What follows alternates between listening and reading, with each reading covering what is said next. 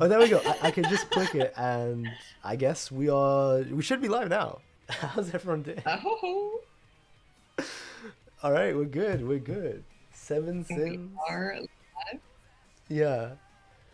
and on time. Yes, actually. Well, we're about like a minute late because of me, but yeah, almost, almost. Yeah.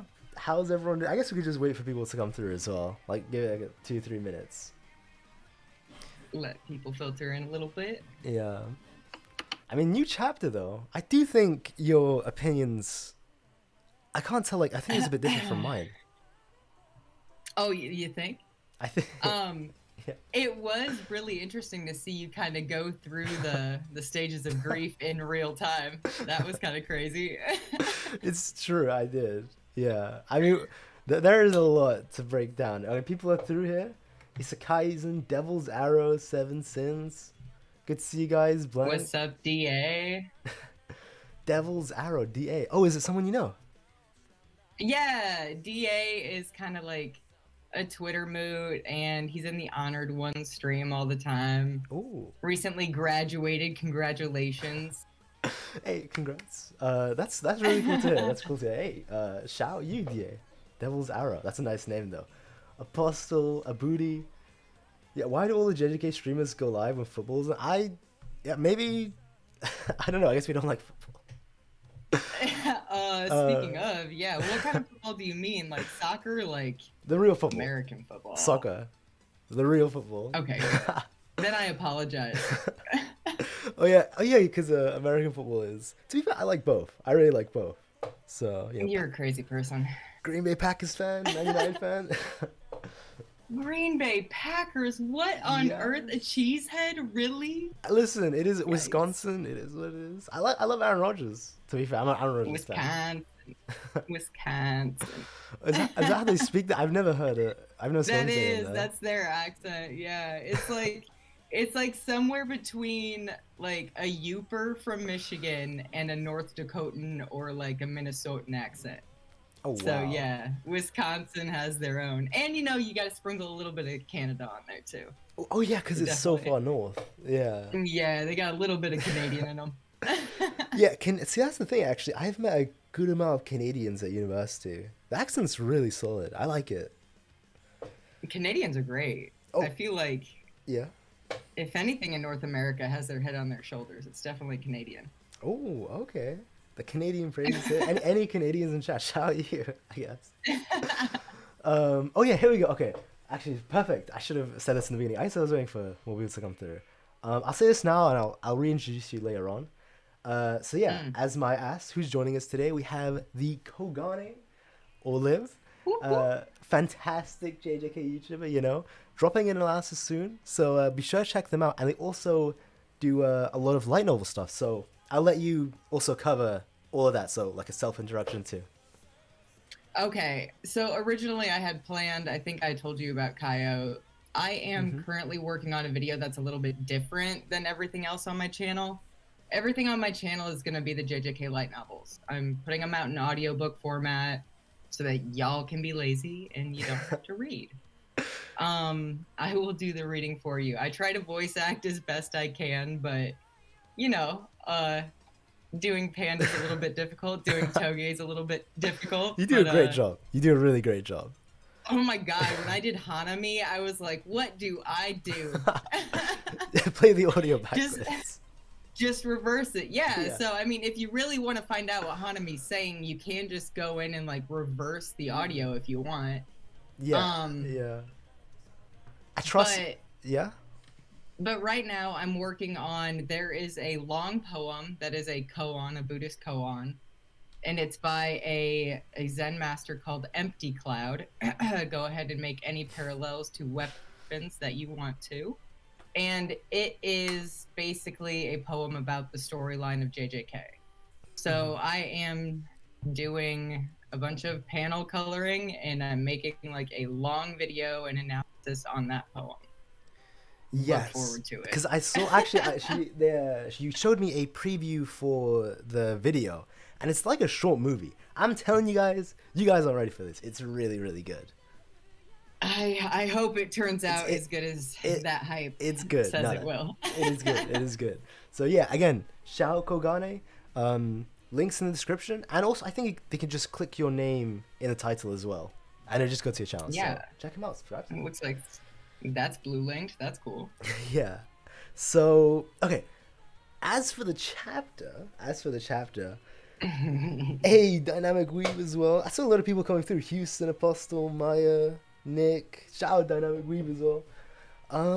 Yeah, I mean, okay, where do you even want to start? I mean, there's like the JJK discourse part. There's the Yuji part with theories of him. There's a lot of places to go. Shall we start at the beginning? Yeah, actually, we could go in chronological order. We definitely do that. So let's go. Where is Sukuna? What is this place? I assume it's perhaps one of the barriers of Tengen. I'm just guessing, to be honest. It looks really cool though. It is the wildest little. It looks like he's in literally like a museum display. Yeah, it is. And yeah. I don't know. Okay, so for anybody that follows me on Twitter, I come up with some very wild ideas based on just sometimes architecture in JJK. I'm talking about the greats right now. And the fact that there's a river surrounding him is wildly interesting to me. Like, he's literally got a moat. And we've seen situations like this before. There's one right outside of Tengen's barrier too. Or right outside of the star of the Tomb of the Star. It is just like you say though, how it's weird. Like, it's isolated in a little area like a museum. Maybe it is actually like a museum from, I don't know, from some previous period they preserved, I guess. That'd actually be really cool. But then we get the classic. Okay, I need to get your opinions on this. It reminded me of the Iceberg Lounge for Arkham City. Okay, I gotta ask your opinion because this is like split. So when Ume says that man, he's disgraced me in front of Lord Sukuna, not just once but twice, and then they say, "Damn it! Even after using my reverse curse technique, the wound still hurts." I actually just take it as kind of like a. Did the stream die? Stream dead? Wait, rip stream? Did it actually? Refresh stream for me? Oh, wait, what's going on? Oh no. Wait a minute, let me go to, wait, stream, is it good? Are we good? Stream's still up? Can everybody hear us? There we go. Wow, I wonder why that happened. Sorry. Ronan says it's fine for him. Refresh, please. Okay, cool. I'm sorry about that, guys. I was like, I got worried. I was like, this has never happened before. We're just about to get into the juice too. Yeah. Okay. Yeah. Thanks for reminding me. The Urume stuff. Okay. So I see there's like a differing interpretation that people have for this. So, I think it's like Urume because it's like continuing from the sentence of the first one. It's like the two paragraphs are connected. I think they're saying the emotional damage of the wound still hurts. Do you think it's like emotional, or do you think actually Gojo has some technique that like lingers or something, even past reverse curse? I don't think that Urume would even mention reverse curse technique if it was only like emotional and like a disgrace thing. Like, there would be no point in bringing up reverse curse technique at all if she was talking about emotional damage. I don't know if that fixes that. I think. But go on. But to me, it means basically that Gojo maybe did do something with his time in the box, because that was like one of those 1-inch Bruce Lee punches, and Urume can recover pretty quickly. We've never seen a struggle. No, that's true. Maybe against Choso, but that's poison, so that's different. Yeah, I guess the level is of the lowest tier, so there's 3 tiers, and they have the lowest tier Urume. A quick shout out to JJK Kaisen as well, the only honored one member of the channel. Thank you, $11 Canadian as well. Shout out Canada. Hey. We like Canadians here. Appreciate it, really appreciate it. JJK Kaisen. Yeah, shout out Canada. But again, to the emotional part, I guess it's like, I don't know. I thought it was like kind of like a gag moment where even a reverse curse technique, so that the physical damage is healed, like it still hurts because of because like they were embarrassed. So obviously, again, I can't confirm this. I know this is like kind of split. I've seen actually someone say an interesting take where in the actual Japanese wording that's used like for hurt, it's actually a double meaning. So it's physical pain, but it's also emotional pain as well. So To me, that screams soul attack, doesn't it? oh nah, Gojo Soul Attack? Nah, that's broken. Where's the That's Gojo Nation? And that's kind of what I mean by like I feel like he did not waste his time in solitude. Maybe. And he is I know we've discussed this before as a fandom, but seeing him in Toji's Fit this chapter, he is so beefy. Yeah. There has been a lot of weights lifted. Yeah, he took off that jacket or whatever he normally wears, and he is jacked. He's actually jacked. But to be fair, actually, I'm still curious, like, because he hasn't said. I guess maybe we'll find out in the future how long he's been in the prison realm from his perspective. But it's also when he gets. Okay, so let me actually go back to chapter 221. I think he actually looks skinny. Let me go. Yeah, it's chapter 221. He looks skinny with a jacket on, but when it's like his main jacket goes off, yeah. So he looks like normal, but then his jacket rips off, and I guess maybe he's always been jacked. Maybe it's an art style choice, or maybe you're right. Maybe in the prison realm, he's been lifting those skeleton weights. And I don't feel like he may have made his curse technique even more efficient. And I don't know. He didn't waste the time, though, is basically how I feel. Because he whips out purple immediately upon release. And who was attempting to perception blitz him. And then, like, one-shot, 1-inch punches Arame to the point where she's still healing a month later. Like, Gojo did something that either we've never seen or is brand new. No, for sure. I mean, even like Apostle just said in the chat, how if Sukuna can do soul damage, like it makes sense for Gojo to do say, hey, maybe the Six Eyes can receive the soul too. That's always been out there as well. Thumbnails wild. Yeah, I just remembered what I made last night.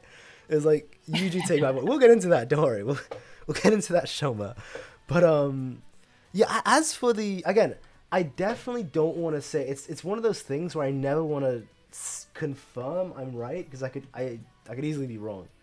I guess just in my opinion, I feel like it's very likely it's both, but at the very least I lean a lot towards like a gag part where, again, like it's reverse curse technique, but it still hurts, like emotional pain. Because again, I think it's continuing from the first part, Disgrace from Sukuna, but I know it's such a weird thing that's being debated about so much. It's such a, like, I don't even know why. Right? Well, I guess maybe a reason people care so much is because when it comes down to it, we don't really know what Urume's deal is. We don't know why they're so connected to Sukuna. So it's like, all right, is this because your devotion and protection of Sukuna was questioned, or is this because you're fodder? Yeah, it's like maybe they're just a big fan.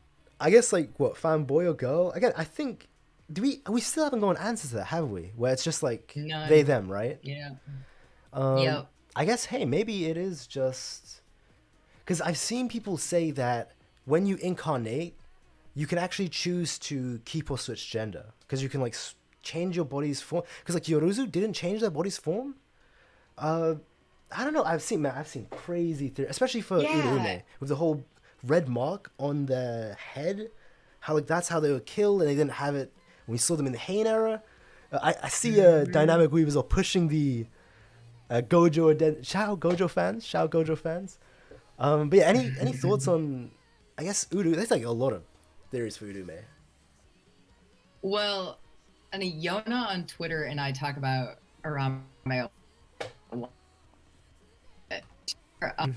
Their devotion, their protection, their, dare I say, simping of Sukuna is unparalleled. Yeah. And it's almost like it's always oddly based in like power compliments too. Like when Arame shows up and goes glacier on Yuji and Maki, and Sukuna says, "I've always loved this site." It's like complimenting the power was such a, oh my gosh, oh my gosh, oh my gosh, he's complimenting me type of a thing. And so this could totally be the opposite of that too. I can absolutely see that. Like, I was embarrassed in front of Sukuna, but why are you there? What is the devotion? What is going on? And is that thing on the back of your head some sort of like brand of loyalty?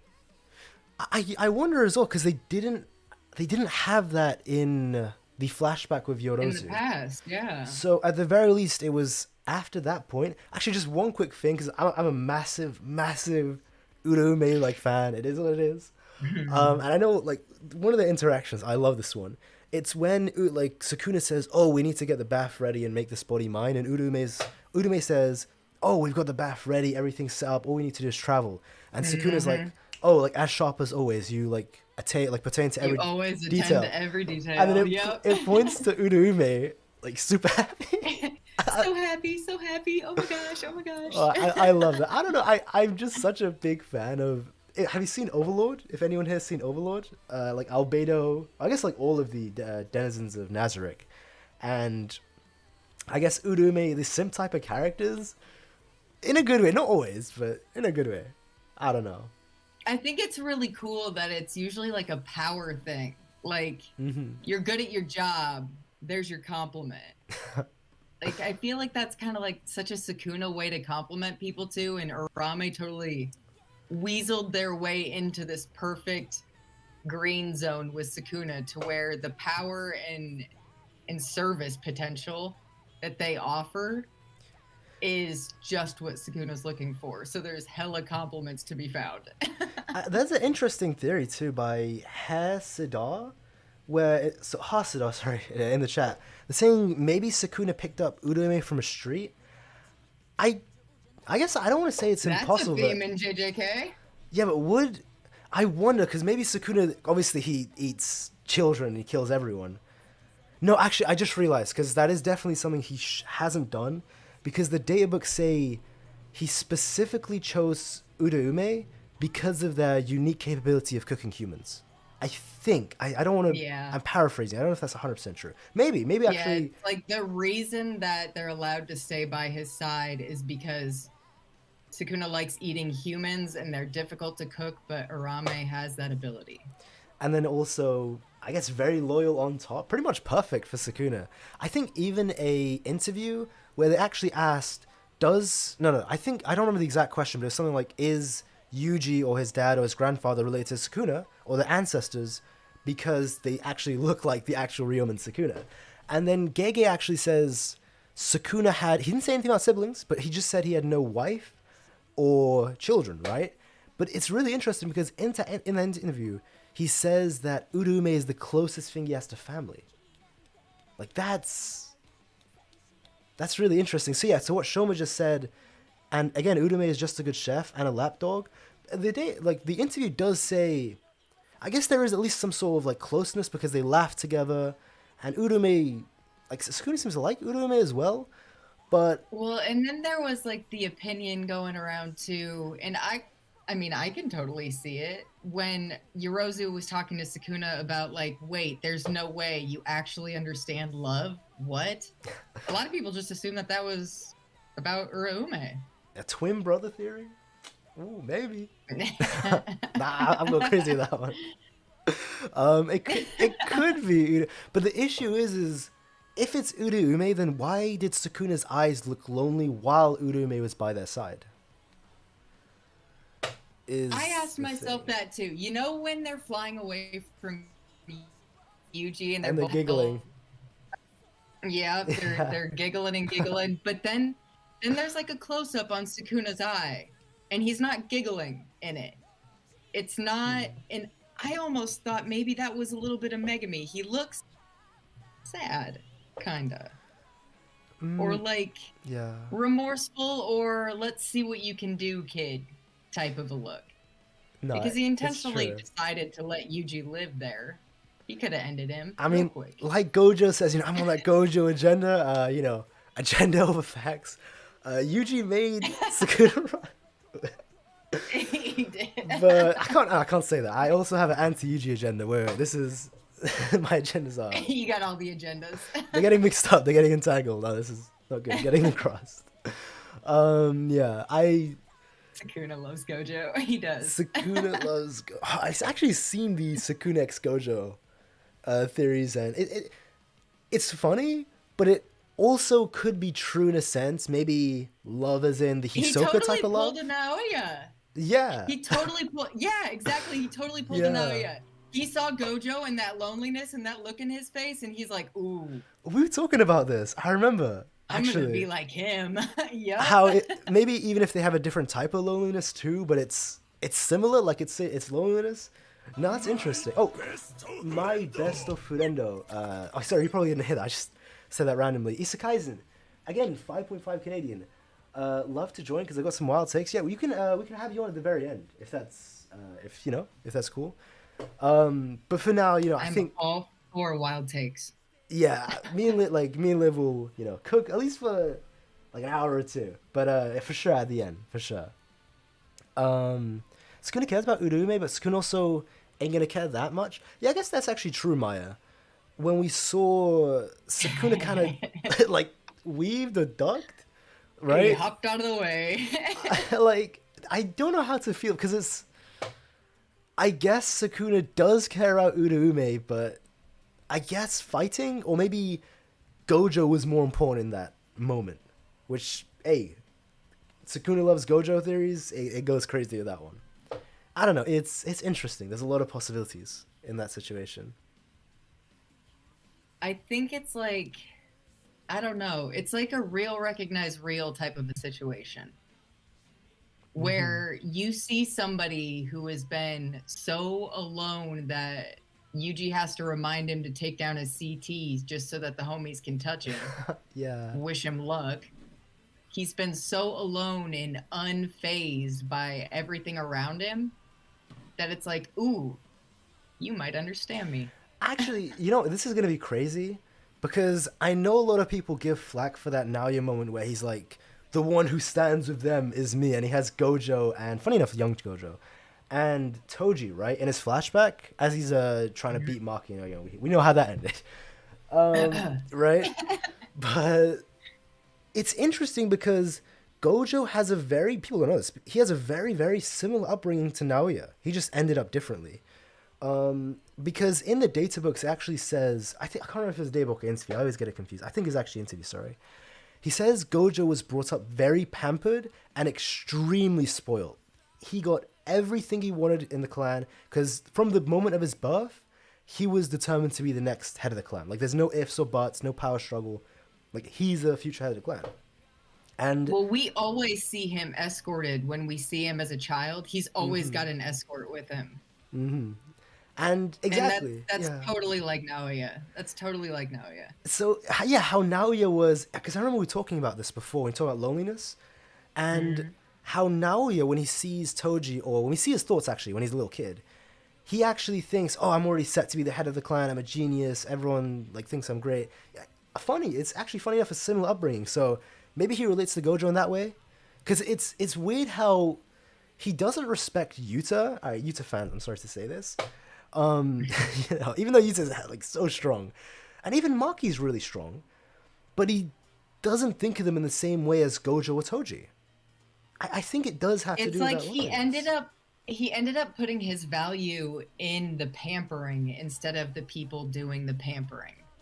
I think Gojo, his selflessness almost extends to the point where, we've seen how much money he can just all willy-nilly transfer to Mei on a whim. Like millions. He's still got the whole bank account. He's still very pampered. Even in the light novels, Yuji asks Ijichi, hey, where does Gojo get those blindfolds? Can I get one? And Ijichi's like, I don't think you can buy those. Yeah, just flat out tells him they're not purchasable. But Gojo, it's like, he's the only sorcerer that we see from the Gojo clan.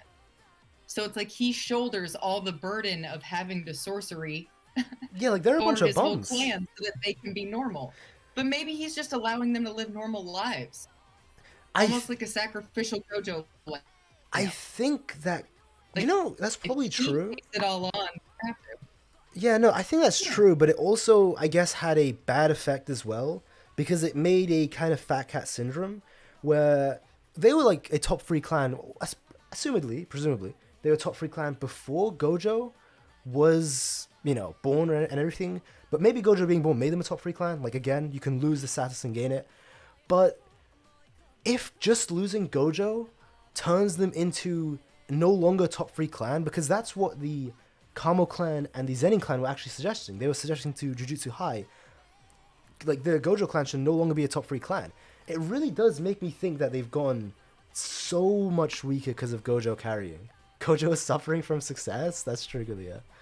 But yeah, like I wonder, like, because I guess they're just a bunch of bums. Maybe they're not, because Naobito, the Zenin clan lost Naobito, and instead of being reconsidered for a top three clan, there was an internal struggle for like who should be the next clan. Those men were active. They were very active. I don't know. So the whole Gojo clan. I wonder if it's. Yeah. I don't know if it's. I'd never thought about this before now, to be entirely honest with you. I had kind of thought of it as like Gojo allowing his clan to be weak. Mm-hmm. But now that we've had Yuji drop a couple of bars on Sukuna about like, why can't you just live normally? All of a sudden it makes me think maybe that was just another burden that Gojo took on. Maybe he literally just wants to allow everyone to live normally. But at the same time, like, hasn't it made things worse for the clan? Because the moment Gojo left, it put them in a big bind. They can't rely on him too much. I appreciate Gojo for that, but as you were gonna say? At the same time, it's like, okay, but then the Zenin clan was wiped out too, so what is clan power right now? Mm-hmm. And it does also kind of look like at the end of all of this, we're going to have a huge reform on our hands regardless. So kind of I guess. Mm-hmm. I mean, obviously, you got the Yuki is going to merge with the, what is it called? The merger? Right, because her soul is connected to the Star Plasma Vessel. I mean, no, because she's a Star Plasma Vessel, and it's going to be connected to Tengen. And as we saw, even when the Star Plasma Vessels died, their voices and souls are still active inside of Tengen. This is a crazy theory. But maybe Yuki just resets everything and takes away cursed spirits. So maybe not cursed techniques and energy, but takes away the negativity from the regular humans, which creates cursed spirits. So cursed spirits... We'll see. That'd be really interesting. I don't like the ending, but the theory fits narratively and thematically with a lot of narrative plot lines. I went back over the Yuki Choso and Kenjaku fight recently and saw the part where Yuki tells Choso that he's being reborn as a human now. You've died as so you're being reborn as a human. And he falls through the barrier. Mm-hmm. And he yells Tengen, why? And at first I was just like, whatever, cool. He's yelling Tengen because the barrier broke. Mm-hmm. But Tengen's not around. And it's Yuki talking to him. And she finishes her sentence after he says Tengen, why? No, because Tengen was watching. So as we saw from Tengen's POV, even though Tengen, because they're not. The astral or projectile body isn't there, but they can see everything within the barrier. Because even when Kenjaku did the open domain, Tengen was like, "Oh my god, this is such a great technique!" And I was like, "Oh, Tengen is being exposed as a fraud." But in that moment, it did show. I guess they can see everything going on inside the barriers. I guess because they don't have a technical body. I mean, they do, but they can make like a projectile. No, what is it called? Like a projection of themselves. Stop the like Kofi. Yeah, I see the Yuki's inside Tengen. It's split. I see the chat split. Yuki's alive. We got the Yuki agenda. It is what it is. Shao Blaziken's been on that Yuki agenda for a solid while. I don't think he ever gave up on that. As for the chapter, okay, so I'll get into actually before even I get into the soul swapping stuff. Yeah, maybe making a betting game as well. I guess it was kind of the places were put because now it's legal because of the clans going in power. Akane's able to do this now that there's such a big vacuum. It's it's still funny though. Like she's actually made a bet. Yeah. I just don't understand. How does her curse technique tie into her winnings? I think it's because she's able. So because the birds can view everything, so she's kind of doing that in Goodwill. How she was projecting the birds' viewpoint for everyone who is watching, right? So for Gojo and the principal, so it kind of works as like a camera, right? So she can actually make like a HD. Is it like 4K 60 FPS? I don't know. At the very least, we know it's HD recording or projection. Mm-hmm. I think she's gonna use her birds to actually watch the fight if those birds don't get destroyed in that insane fight. And she's gonna stream it, I guess, that way. And she's making apparently millions that way. Yeah. That makes sense. Actually, let me ask the chat as well. God. And I'll ask you, who do you got winning? All right, this is the golden question. Sukuna, king of curses, or the fraud, versus the true honored one. The true honored one. See, Dynamic Weaver as well, Gojo fan. Who do you got winning, though? In the fight. I'm curious, before I make any decisions about who is winning in the fight, I quite genuinely want to know who Sukuna just ate. Wasn't that his mummy? I think. Well, I guess it's not confirmed, is it? It could be Tengen's mummy. Well, okay, so the name of the chapter is Omen, right? Mm-hmm. I think that, or is it ... an omen? Wait, let me go back. So it's chapter 220? Or was it 21? I think it's 20. Let me go back. Omen. Yeah, so he just. What are, can I take? Yeah. He just says, "Can I take this to Sukuna as a gift?" And he says, "Yeah, it's not needed to keep up the purification barrier. They never confirm who it is." I guess it's because they have the same fate. I'm looking at it now again. It's how Sukuna has the 4 eyes, but in true form Sukuna, the 2 eyes are on Sukuna's right side is twisted. So it's like it's in the same way as Sukuna's is. Maybe because of that? And we also don't see how many arms this mummy has as well. But yeah, the face is like exactly the same where the eye sockets are, the skull structure. It should be Sukuna. In theory. I mean, I don't disagree with you, but here's my thought on it. Here's a loophole that could happen, even though Tengen got absorbed by Kenjaku. Mm-hmm. So if we're assuming that Tengen has to give all of his information up that he knows to Kenjaku due to cursed spirit manipulation, mm-hmm. What if, since this mummy is not required to be there for the purification barrier, what if somewhere along the line, this mummy or part of this mummy was switched out with something that would be bad for Sukuna to ingest? Or something that would weaken him if ingested. Now, Kenjaku asks Tengen, "May I take this to Sukuna as a souvenir?" Yes, it will not disturb the barrier. Oh, I see. That's true, right? They didn't, because they didn't ask specifically anything about it. Like, oh, okay, that is it. I love theories. That's like some Game of Thrones type of shit where specific wording can actually be the difference between life and death. No, that's great. I like that theory. When it comes to binding vows, we already know that that's a thing. And so my only issue with it, though, is like when Sukuna eats it in this chapter, mm-hmm. He seems to know that even if it is an omen, he don't care. That's true. He does not care. He's eating it anyway.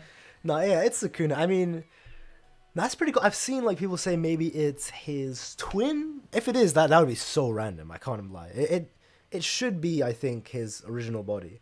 I do wonder if he like Gege's actually gonna do anything with that twin theory. I mean, I saw people saying that when Kenjaku took, there are so many theories about this, but one interesting one I saw actually last stream, someone said that Kenjaku, like he took Coyote Itadori's body while Coyote was pregnant, which I don't think is true, but I thought Kenjaku, he did his thing with what was his name? Yuji's dad? Jin. Jin Itadori, you Jin. know, for the sake of Jujutsu science, for the sake of his plans, you know. Oh, wait a minute. My best of friendo. Hey, dynamic weeb, my man, £5. Only one thing I say is the theory is Sukuna's the king of poisons also. Yeah, that's true, actually. That's true. Sukuna is that king. I appreciate But what if it was Toji's body? Wait, you mean the mummy? What if it was part of Toji's? Yeah. So here's the thing. How did Granny Ogami get Toji's remains? Who was the last one to be with Toji's body? Who's the one that blew that arm off of it? Gojo, right? Yeah. Now, in hindsight, did Toji do any bad to the home team permanently in Shibuya? Wait. Did Toji do any harm to the home team? No, he didn't. So I'm actually thinking now, because like what we've always said. Yeah, the remains of, because the necromancy granny's dead. Are you gonna go like the Ino route? Is that? Yeah. Oh, as okay. As soon as she saw Ino, yeah, she's like, oh, okay, and then brought out Toji. I mean, you know, there's that like daybook line where they say, what is it, auspicious? So there's like auspicious species summons, right? So the fourth one, apparently, this is so weird, but apparently his name Ryu. Yeah, not only that, yeah, it's Ryu, so there's that, named after the goats. You know, Ryu's still alive, hashtag, you know, Ryu's reverse curse technique alive. But, yeah, the daybook says that no one has lived after he summoned it. Like, no one's lived to tell a tale. And it's like, how strong is this thing? Like, with that line, Gege dropped such a bar for that. It's absolutely crazy. I see the poll is split as well. Who wins? I guess maybe I should have said who's stronger, because obviously, narratively, Sukuna has to win. You know, I think Tengen and Kenjaku are going to do something sneaky, you know, deconstruct his barrier, Gojo's, and he's going to get hit something like that way. Because obviously it's in Kenjaku's best interest, right, to make sure Gojo doesn't win. Because if Gojo wins, Kenjaku's dead. Like, there's no ifs and buts. Like, it is in every best interest of Kenjaku to make sure Sukuna wins if Kenjaku sees Sukuna losing. And I also, like, I found this interesting. What do you think about the idea that Sukuna can't actually kill Kenjaku because of a binding vow they have? I'm worried about that, and I'm worried about what the conditions are, to be honest. Because he clearly does have a binding vow with Kenjaku that is apparently life or death to Kenjaku. Like, he needs that done before Sukuna can even do what he wants to do. Which seems like a couple 1,000-year-old problem. But I'm just really curious. I want to see our first broken binding vow. Ooh. Because I think that's probably on the horizon, and everybody's afraid of him. Kenjaku's fucking terrified of him. So I want to see what those consequences are. Wait, what if? Okay, this is going to sound crazy, but because I wanted to get into this later, and we definitely will, how there's one finger left, and this spawns like so many theories. I just thought of a new one, which is not likely to be true, but it's a theory. What if that one finger is willing to sacrifice, like, it's going to manifest in some way or become like an essence of Sukuna, so one finger Sukuna is going to be out alongside 20 finger Sukuna. That one finger breaks the binding vow, and that one finger dies, but it frees the 20 finger Sukuna from the binding vow. We know that We know that the smallest thing can be like the biggest deal breaker. Like, Mahito had to transfigure Muta back into a regular human before fighting him. That had to happen. Otherwise, consequences would be unknown. But still, like, because the one finger could make that sacrifice and just, let's say, die or disappear or, I don't know, get dusted by the Jujutsu universe. And then it frees 20-fingered Sukuna from that bind. That would be crazy. But or even like, what if it has to be all of Sukuna that fulfills that binding vow? And because he's not at 20 fingers, it doesn't count as fulfilled.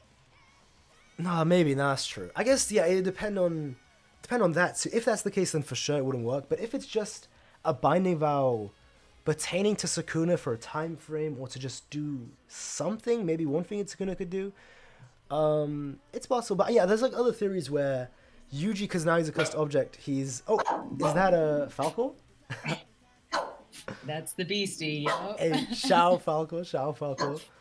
But yeah, like there's other theories where if Yuji eats that one finger where he's gonna swap, because now he can like swap souls or bodies, so we'll get into that later as well, but he's gonna swap the one finger inside of him with the like 20 fingers inside of Megumi, and he's gonna free Megumi that way. So Megumi would be able to overpower one finger, and then he can actually withstand 20 fingers. It's an interesting theory. Do you have any theories about that? There's a lot of theories to have about that one finger. I was a little bit worried. Well, okay, so the one finger Nobara opportunity for resonance, I guess. Mm-hmm. Yeah. I think that also Yuji eating it plus a body swap ability might end up being handy. Mm-hmm. I'm not really sure how that could play out, but it's almost like exchanging points. You know what I mean? Yeah. Like if he can body swap, maybe he can hop into Megumi, grab some fingers, hop back out, hop somewhere else, hop into that last finger, whatever. Like who knows what's possible now? Yeah. Soma said, "Who's Nobara?"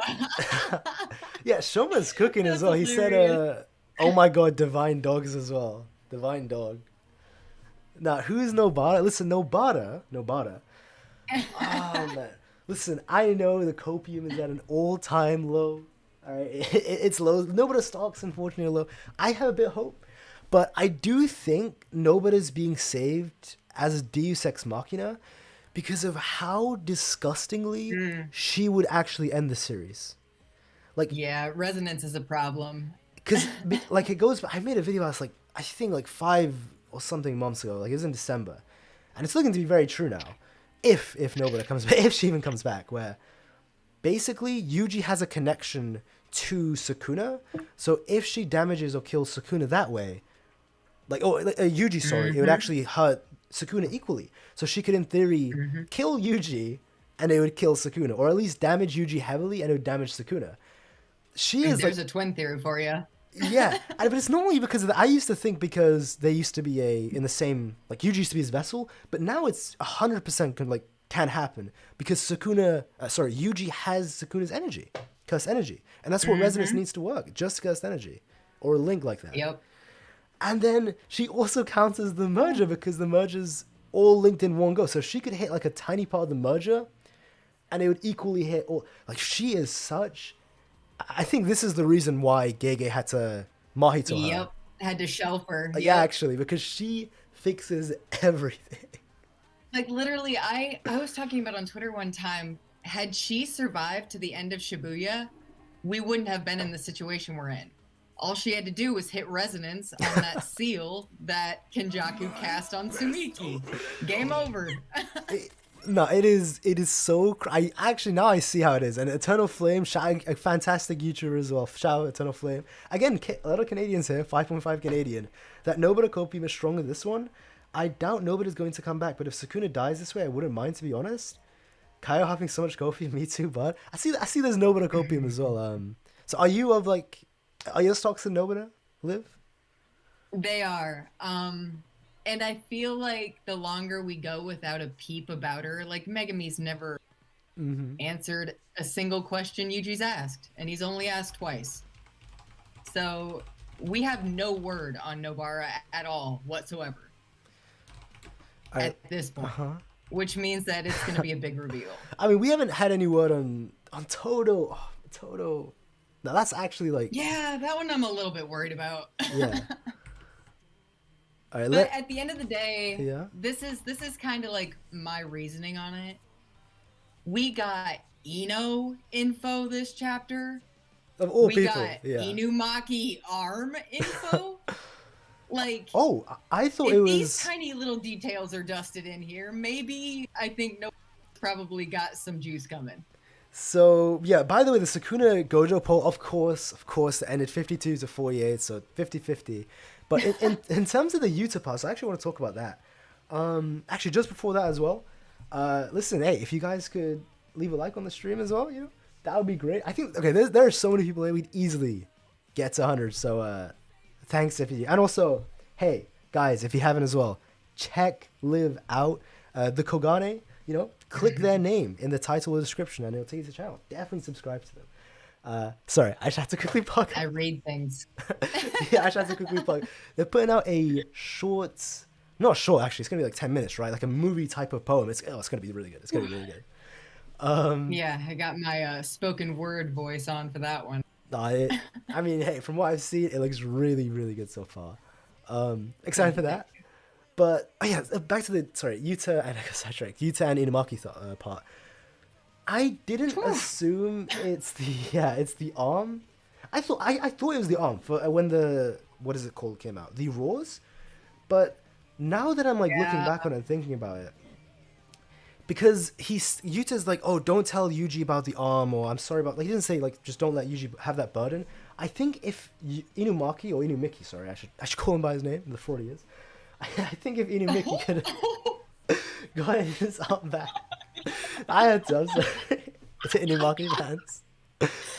Oh, that's hilarious. It is. He is actually Mickey Mouse ass. But if he could have gotten his arm back, they wouldn't have needed to keep it from Yuji though, right? Because then Yuji wouldn't have felt bad if he got his arm back. I'm wondering, is it possible that we were wrong about I saw Dynamic Weave just posted a video as well. Shout him. I just got a notification for that. Is it possible we were wrong about Yuta's ability? Is it not copy but actually steal? Ha ha ha ha.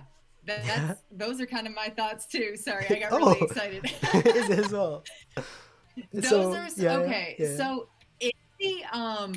in the Raws, like you said, it was depicted totally different than TCP did. And it kind of, to me, it was almost like a verification on how his technique worked.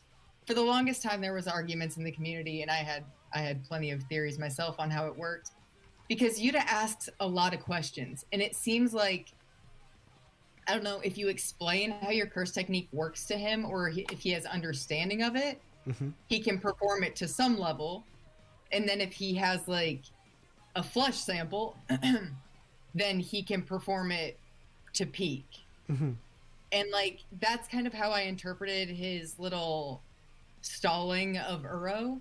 I was like, okay, so he's trying to understand her technique, almost like a situation where revealing your technique to this person would be a bad idea. Yeah. And then if he gets a hold of your arm too, then it's a worse idea. And the way that the Raws played out that scene between him and Inumaki, it made it seem like I told Yuji that Sukuna did it. Almost like this is the story we're telling people. And maybe Sukuna did remove the arm, but then Yuta used it because he said in the Raws again, thanks for letting me borrow it. Yeah, see, that's the thing though, because I thought you were right as well, but then it goes back to don't tell Yuji about the arm. Shouldn't that not be an issue anymore if he can just get his arm back? Maybe you're right, because that's the thing, we don't know, because he says, I'll be putting you to work, so maybe he's saying he's going to give him his curse technique back or his arm. But also I saw Iki said all three Inumaki fans are crying right now. Man, that was cold. Well, and it also, another thing about this whole chapter too is the whole vibe is very ceremonious. Like I mentioned earlier, I was talking about where the hell Sukuna is right now. Is he chilling in a museum? It looks like a sanctuary, right? Yeah. And then Inumaki and Yuta are having this dang conversation in the hallway that goes down to the higher ups weird little dungeon thing. And that's the same place he was walking when he went to and from the higher ups to say that he was going to execute Yuji. So there's this whole vibe of very ceremonious things going on here. And I'm like, where are you taking Inumaki? Please do not eat him.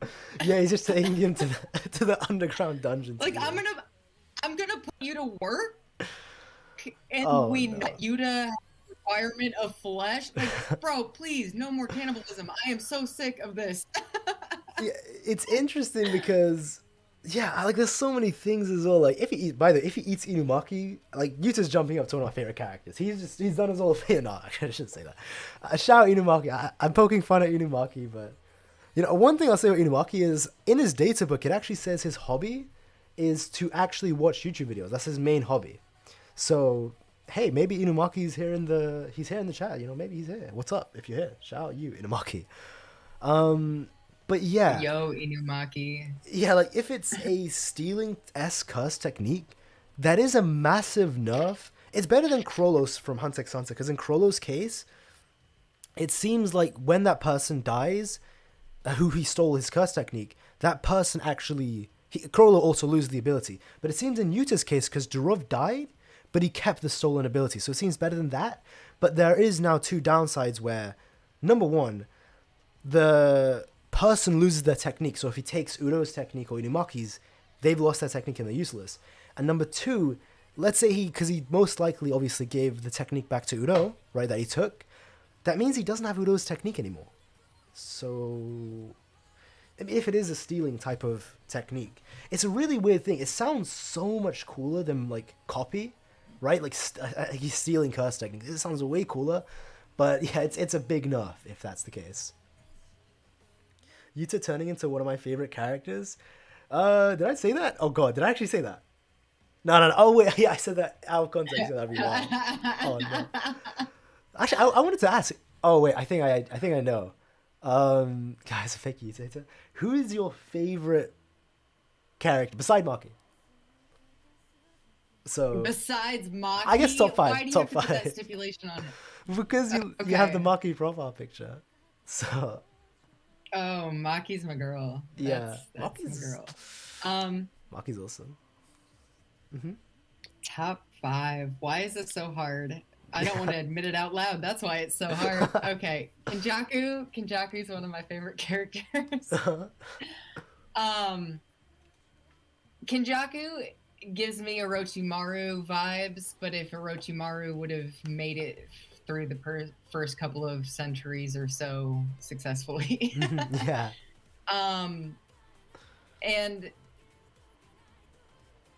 And I don't know, the way that the whole story is constructed and the fact that even Kenjaku in all his mastermindedness has extreme weaknesses. Like he had to be glued to Sukuna this whole 19 days just so that he wouldn't die. Yeah, Gojo, and that is so funny. No, that's true. I like Kenjaku. You know, last stream there was a bit of anti-Kenjaku going on somehow in the chat. But how could you do this? You were the chosen one. I see a lot of people cooking me for saying I accidentally like Yuta. But as for Kenjaku, that's a great choice. So we got Kenjaku, Maki. Okay, let me try and guess who'd be on the list as well. Let me try and guess just... Okay. I don't know. Actually, as well, if you guys... Let me know who you guys is. So I'm seeing people put their favorites as well, top 5. If I had to guess yours... No, okay, Choso's one. Choso is definitely one. Okay. I cry every time I reread that Big Brother speech. Oh my god. Yes. He's such a good character. And then he gets me again. He gets me again sitting like Yuki's sitting there thinking about like strategy and planning and like, okay, so we're gonna do this, this, and this, and Choso's just crying over his whiskey like, am I human? I'm like, oh, big bro. Yeah, like he was just some random well, not random, but kind of a very minor antagonist in Shibuya. And he's been propelled to such a deep and great character. Like, it's great to see. It's actually great to see. I see a lot of people saying Hakari, like they like Hakari, they like Ryu. Dream about Maki and Kenjaku. What? Okay, what did I just read? Whoa. From Danielle in the chat. I had a dream about Maki and Kenjaku having a child. Whoa.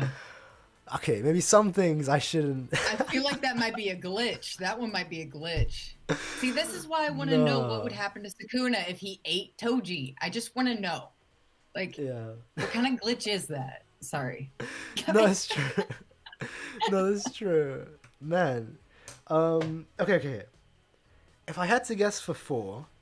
Because I'm seeing a lot of people's lists, so Maya's and Iki's have Yuji... Which is true, he's such a great character. Is Yuji in your top 4? Top 5, sorry? Yuji might be sitting at around 5. Ooh. But he also might be sitting around 6. Okay, so we have Maki, Choso, and Kenjaku. Yeah. Is it gonna be? Is it crazy to say Hikari? Maybe.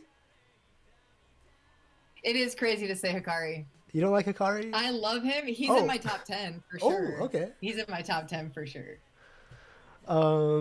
Just because I love his big broness. He's a totally different type of big bro. Like he's the one that bullies you in front of your friends. Yeah. You know? Yeah. Like that's that guy. The one that Panda had. He's kind of like Panda's big brother. Yeah, no, that's true. Yeah, he's kind of like I think he's the type of guy who'd chill more with. Choso is like you go for advice, you hang out with him. You know, he's kind of like supportive, but Hikari's more of like a friend. You know, you go, you chill, and you hang out with him. You know, and he's kind of a bad influence. Hikari about girls, yeah. Hikari about girls, but Choso's the one that's gonna take you for your first drink when you're 21. Exactly. You know. Yeah. Like have one glass of wine, Yuji. But Hikari, if you go with Hikari, like that would be a wild first night. Yeah, he's gonna take you to the club. Yeah, both great. It'd be great if you had both of them, wouldn't it? Now I'm clueless. Technically does. Who are the last two? Okay, Mahito. Oh, okay. Wait, I got the last one. Megumi. I was gonna say Naoya as a joke. Oh. Megumi, okay. Naoya. Naoya's actually in top 10. What? Favorites? I don't like who he is, but as far as a written character, what he provides is friggin' flawless. Yeah. No, I get you. Oh, damn. That is because I know that this is so well, and it's like vain ignorance is what brought him back from every single transformation. Yeah. And he just like we were talking earlier about like him looking at Toji and Gojo and saying the one that stands with them is me. But like that's what kept bringing back belief. He wanted to be understood in his loneliness so hard that he just kept cursing himself. Yeah, I mean, I always like the I kind of make the joke. I know it's like obviously like kind of a mental thing, but he is so misogynistic. He's such a hater. He's actually such a hater and like a misogynist that it kept bringing him back from death. He actually came back strong. He got a power up from being like, god damn, like this is I don't know. I get what you're saying. What you're saying is definitely for misogyny saying, yeah, for sure. I see Dynamic We've said, I don't want any advice from someone who yells, "It's father killing time." I think that was more in the moment. More in the moment. No, Choso's solid. But now, yeah, again, you'd be surprised. There's like a diehard Naoya fan base in my community. Small, but really? Yeah, it's very small but very vocal. Like Seven Sins, now being top 10 is fair. If Camden Moore, he's not here right now. He's been here since day one. He is like the biggest Naoya stan. Naoya's my king from Apostle. I don't know. It's like a very small minority, but it's so vocal. I'm like, god damn. I'm surprised to see Naoya has this fan base. He is a very well written character. Like, okay, so I was coloring panels for the poem video, and I literally realized he went after Megumi, saying, I'm gonna kill them both. He's gonna kill Yuji and Megumi. Just clean up real quick. Runs into Choso and Yuji, gets embarrassed by Choso, gets saved by Yuta. Yeah. And then has the gall to still talk shit to Maki's face when she up to the clan after that. Like, you got embarrassed, bro. Yeah. And you still have the gall to make fun of Maki's face. Yeah, it's so like he's such a like I just want to say pathetic character as well, because like he got cooked by Maki. Maki, she became not the One Punch Man, the One Punch Woman, right? Like Saitama's parallel self. And then he's still like talking mad shit when he came back as a curse. Like, goddamn, he's just not giving Maki the props. Even until the very end, Maki, As he died, he was talking shit to her mom. Like, how are you this vain? Oh my god! At this point, you just gotta like that is such a high level of like hating. He's such a hate. Like I just gotta respect this point. I don't know what else to He's do. pro. He's professional hater. Yeah, like there's no inconsistencies there. You don't see him flipping or switching up. Yeah, now you got what he deserved. Any Jogo fans out there? Surprisingly, I like Jogo a lot, but he's such an underdog. You know, he gets clowned on so much. You can't help but like not kind of root for him or like him a bit. You know. Jogo is absolutely adorable. Yeah, like, you just feel bad for him at some point. Like he's just going up against Sukuna, Gojo. Like he's just getting bullied. Man, but it's like he has fun while he's doing it, and he never quits either. Like he's always like, you know what? I just brought you back to life, and you cut the top of my head off. Fine, I will fight you. Yeah, no, sure. Jogo he was a great character, and then obviously he got probably killed in the most disrespectful way a lava curse can get killed. How are you a volcano curse, and you die by fire? What? That's what he was asking himself. That's like someone killing Haname with wood. Like, what? I don't know. That is actually embarrassing. You know? Oh man. Maybe that's like Sukuna's condition for taking something to his shrine, like a new technique into his shrine. He has to beat it at its own game. Maybe. Oh, maybe. Actually, I saw because I was talking about this actually last stream, where there was a debate going on if Ryu has more output than 15-fingered Sukuna, because like there's that line where Kenjaku says, like Ryu has the most output in all of history, but then apparently in the actual Japanese text, Kenjaku specifically is referring to that period of history that Kashimo and Ryu is like in.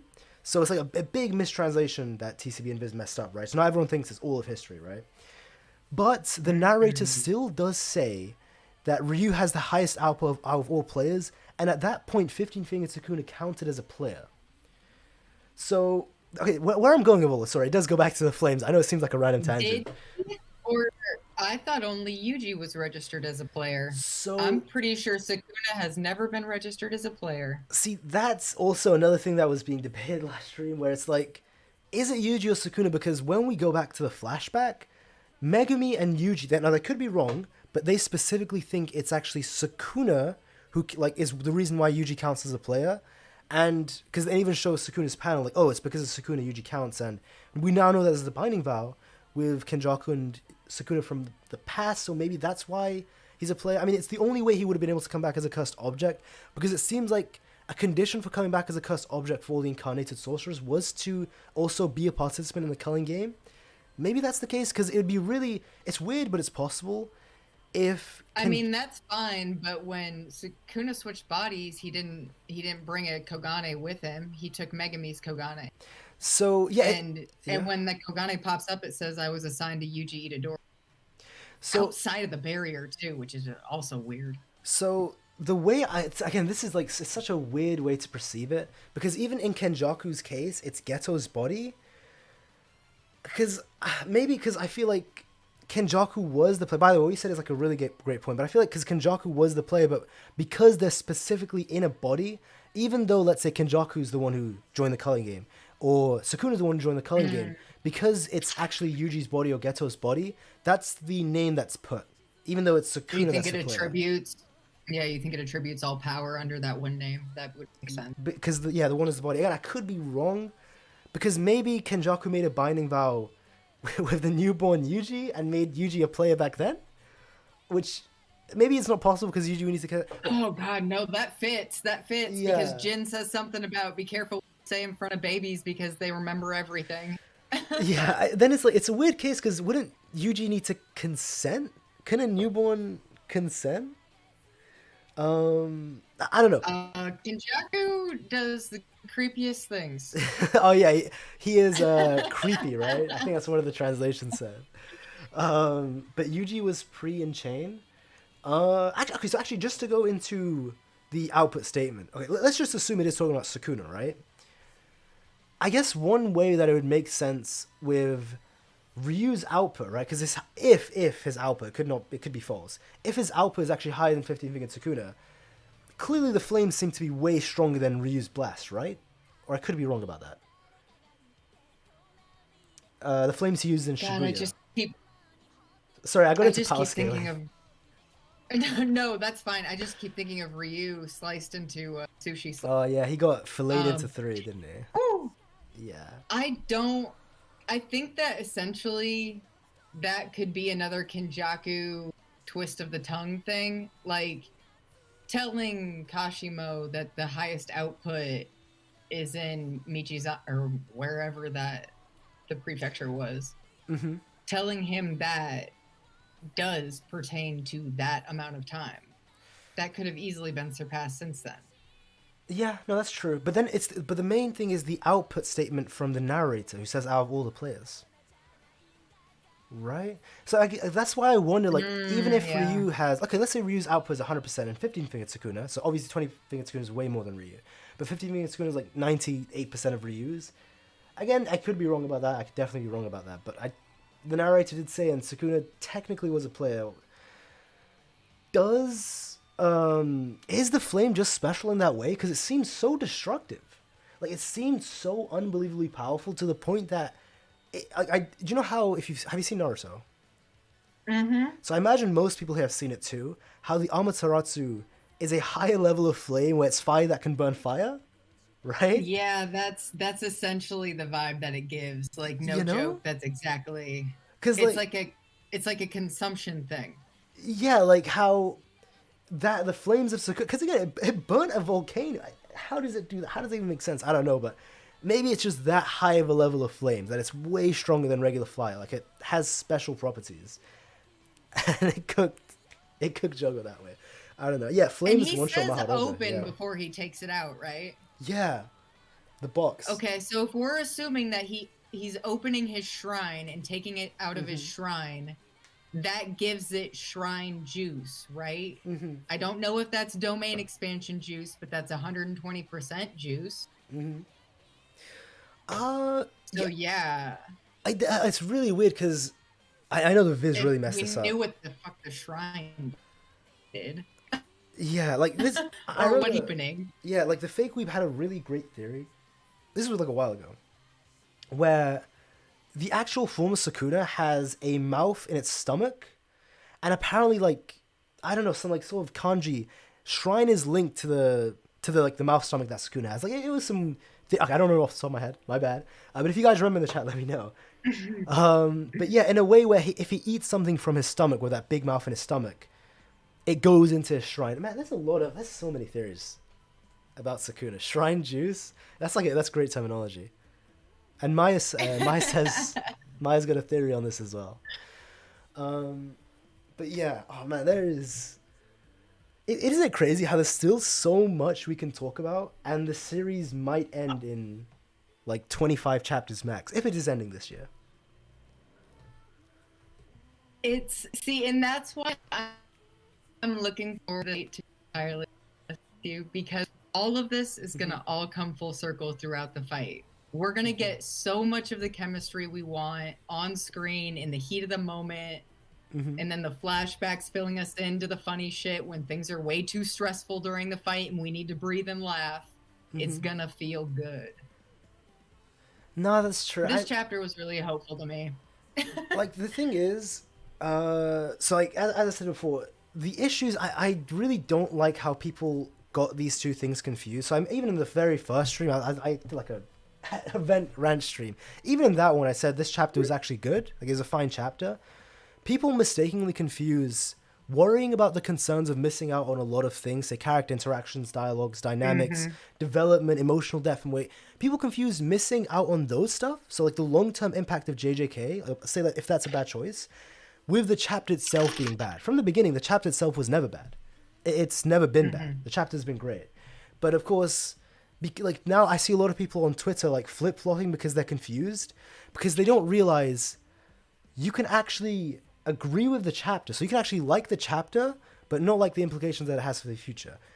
But of course, like, yeah, you could easily make up for it with flashbacks like you did with the Choso Yuki fight. but then it's like because I want to ask you a question about this, right? I want to ask you about this, right? I just got to word that weirdly.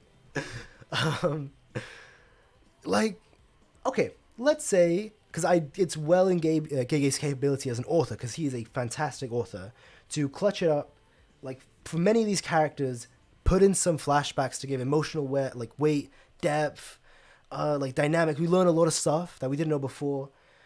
Let's see, like, oh, sorry, I just got a notification in my ear. Someone subscribed, Alison, so thanks. Yeah, it's kind of just messed up my train of thought. Let's say we see that, right? Wait, I actually just completely forgot what I was saying. Wait. Okay, so I think I know where you're going with it. Yeah. Like. Sorry, you lack of sleep know yeah. No, I totally feel you. Oh, right, yeah. You want to know? Yeah, sorry, the amount of chapters. If we're able to like fit it all into this year, because there's only 25 chapters. Yeah, my bad. Lack of sleep, I just actually completely blanked. Yeah, like, what are your thoughts on that? Because I see a lot of people, me, get a bit worried because if it ends this year, it's not going to be able to fit in. Sorry about that, guys. So I basically think that the faster, if that's the way that it's going to go, the quicker we get into the fight, the better. Because that's going to allow for a week or two of flashback stuff. Like, I think the flashbacks will probably be more intensive, obviously, than the Kenjaku Yuki fight. I think they'll be a lot lengthier. I think they'll have to go into more depth. I don't... If he's gonna... I don't know. He might finish it mid next year. I don't know if it'll end by the end of this year, but maybe early next year... middle of next year. It's just yeah, go on. Because to me, what this chapter literally said is he hasn't forgotten about anything. Ino's there.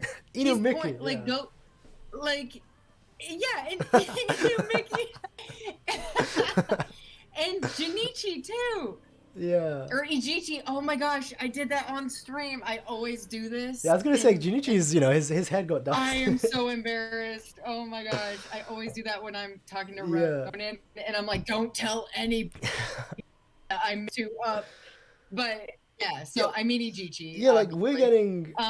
By the way, Higuruma was here the whole time. Higuruma's there. Like when? Okay. He hasn't forgotten about anybody. I just want to say though, it puts a really, at least for now, a very, very poor taste in my mouth. Specifically because I'm a massive Higuruma fan. I'm a big Higuruma fan, right? So it is because of that, I will admit. But Higuruma is like such a fleshed out character. Like he's had like 2 or 3 backstories. He's such a great character. He's honestly one of the best written JJK characters, especially in such a short time. And it's the fact that, so his whole character arc has gone he doesn't want to stick with Yuji because it goes against everything he's done, because it's like this whole emotional thing. But all of a sudden, he's with the main cast, which goes against his character, like everything that just happened beforehand, which is great, but there's no explanation as to why. I mean, did they recruit him? Did Higuruma find them? And what happened with the soldiers? Okay. There's... Oh, the soldiers. Oh my gosh. I'm still waiting on that. I actually had a dream one night that Hazunoki handled all of the soldiers before their cursed energy could feed the curses like Kenjaku wanted. Yeah. I had this dream that Hazunoki was a hero. Iori Hazunoki. He prevented some stuff. I got my stocks in him. He is something else.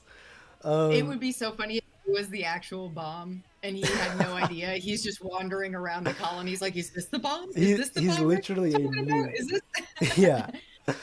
But basically I think, when we had the whole, what was it?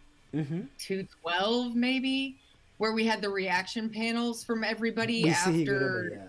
We see Higuruma. With his suit, sorry. I think maybe when he sensed something big going on there, his morality probably came back into play, and he was like, you know what? I'm gonna go check on that kid. He seems like he was into some big stuff. And if he runs into him again, he said that he wasn't gonna turn himself in until the game was over and the barriers were up. So Here's the thing, though. No. I completely agree. I can think of like again, what you said makes complete sense. Like, there's like 1,000 reasons why he could have come back. Like, they go and recruit him. He has a change of heart. Like, there's so many things. I just have an issue of all of it was off screen. You know? yeah, you wanted to see it. Like, not only was all of it off screen, but we see like half, like a quarter of his head in the background, and that's how we know his character has gone through this emotional change, like this emotional arc. I guess, I don't know. It is what it is. Like, I think that's one of the things I pray Gege proves me wrong, but I think that's Higurum is one of the things we won't get clarified by the end. Maybe we will. So actually, my guess is okay. Higuruma's technique is so interesting as far as the framework of the world to come in JJK goes. Like, because if you think about it, they're gonna have to reestablish law and jujutsu hierarchy and the higher ups and like a system of curse eradication I see where you're going. altogether. The whole structure is going to have to be redone. So when it comes to sins against the jujutsu world, I think there might be a few people that need to be put on trial. I could see us getting a whole flashback of Hiruma's Yeah, had to go there. Yeah. Oh god, I need an explanation there too. Maybe wait. You just got it. You just got it. Maybe that's why they didn't kill Gakuganji. They're gonna put him on trial after the thing. There we go. We headcanon. We're gonna have war trials after this. We just headcanon everything. There we go. Tying up Gakuganji and Higuruma's plot. Mei's gonna sell tickets to that too. Maybe, yeah. Oh man. But basically, I could see us getting the whole Higuruma flashback, because he did get a very, very fleshed out, like, personality and flashback and mentality and purposes, all that stuff. I think that will come into play when he comes back into play in the fight. Because we're going to get a trial when he does fight. And there's going to need to be backstory there. And there's plenty of time in his domain for backstory. I mean, is he gonna... Because I would love to... Again, Higuruma fanboy. I would really, really love to see him fight. But is he gonna fight? I'm so... Like, I'm really curious. Is every single person we saw at the end gonna jump Kenjaku? Or is it just gonna be the top tiers? It'd be great if everyone jumps him. I think at very least what Kenjaku can unleash as far as amount of cursed spirits is going to require everybody to fight on capacity, yeah. Because he's got swords, right, and yeah. Gakuganji has Yaga's curse now, so I'm sure that whole forest has now been militarized. Yeah, because we got teddy bears with machine guns. I mean, we could actually see why, because people are always like, oh, how could Yaga be special? People still question that. We could actually now get to see why he would have been considered special. We could see it. Which is such an interesting like way to do it too for Gege. Like how, like you literally special graded him post mortem. Yeah. Based on potential only. And now we get to see it play out. Like that is so friggin' cool. 147 wasn't a waste after all. What? We'll see though, because like it's not guaranteed knowing Gege if we even get that, but let's hope. Also, I put the I want to put this poster out there for my Kashimo fan. If you see Kashimo, alright, I just put the poster up. Help me find my missing puppy. 400+ years old, reward $7. Yeah, where is this there man? Will be a reward. Yeah, where is... Okay, we'll so see I next don't chapter, know. Do you... Yeah? Maybe. Do you remember my prediction for Kashimo? Yes, how... Wait, I can't remember if he would go on ahead? Yeah, how... I can't remember if it was you who said this today, because my memory's all hazy. But were you the one who said that Sukuna was looking at Kashimo? I don't know. I didn't say that. Because I saw that today. That would be interesting. Because Sukuna has like a menacing thing, yeah? Oh god, yeah. I think he's just probably excited though. Maybe. Yeah, because he sees Kashimo, maybe. Well, yeah, he might be. That might be a good warm up. But yes, so in the predictions thing that we issued to No Op to be judged publicly, I said something about like I could totally see Kashimo going ahead of the group to fight Sukuna just because, you know, he's Kashimo, we're Sukuna. But why hasn't he done it in the month? Is the thing I'm concerned about. Like, what reason did he have not to do it? Yeah? It might have something to do with, like, I don't know, like the amount of time, or literally he has to fight him maybe like while, like he has to wait for Gojo to swing first and then he's gonna jump in and be like, no, let me fight. Maybe. I just saw Shoma say something that kind of just, my stomach just dropped, my heart dropped. I don't know what the saying is. I think a heart dropped. Calling it now, Kashima was off screen during the time. No, if he was, that makes sense. That can make sense, and then we'll see a flashback of the fight. Oh no, I mean, as long as we see the fight. But Justin Williams as well. Shout out you, $20, $20 US. Late to the party, but I'm here. Thank you, my best of friend. Much love. Yeah, welcome. Yeah, much love. But thank you, Justin Williams. Always appreciate having you here. But yeah, if Kashimo, as long as the fight's epic and we get like a detailed flashback, I don't mind that. That's scary to think, because then we know he's gonna lose anyway, but then we know he's dead. Damn. I feel like his technique is way too strategically important to let him wander around useless, you know? So, oh god, that missing poster is so funny. Yeah, I just still have it up. I just realized. Where is my son, my electric son, Kashima? Hajime Kashima. I need to find it. I know he's 400 years old, but man, I don't know. It's questionable. It's questionable. But I just realized this whole thing was this whole title for the stream was the Yuji took Gojo's body. We haven't talked about that. Yuji's Nikasa. We haven't talked about that yet. That's my fault. Sorry. We got like 3 pages into the chapter. Yeah. I was like, wait a minute. Because I look back on my stream, I was like, oh, wait. So, what are your thoughts? Because there's so many fan art. There's with thousands of likes, so many theories that Yuji is going to swap with Gojo, or he's swapped with Gojo or something. Yeah, like your thoughts on that?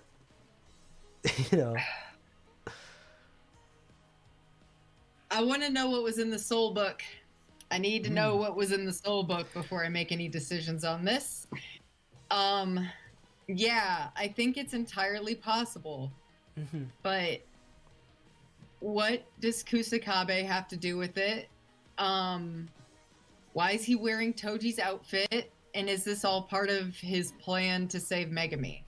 Like, I have a few ideas on how to save Megumi. I need Gojo's right arm, Toji's outfit, and a cape. He's getting like the Infinity Gauntlet. Oh my god, the Infinity Stones. Yeah. Like why? Right. So I'm not entirely sure. I feel like that might be a way around the binding vow that he has to fight Gojo, maybe. But I mean, like, but did the homies know that? Like, are we assuming that the homies don't know and they just think that Yuji is Yuji? I think they know, because obviously Yuji did it. Oh, you mean, wait, specifically in Gojo's case, right? Yeah. To be honest, by the way, I say it as a joke that he switched with Gojo in the moment. I think it's very possible he'll do it later in the fight. But yeah, like, I don't think he switched right there. That would be wild. If he just tapped his back and he switched right there. Nobody even realized. But it is really interesting as well for the Yuji's curse thing. Yeah, I kind of put the Kamo, the Chelsea's experience of Kamo everywhere. We need another missing poster. yeah, for Kamo. Oh my god, like, what is his name? Toto, Nobita, Kamo. Where is Kamo? Where, like, seriously, where is my man? He actually went missing. He went looking for his mom. Oh, maybe.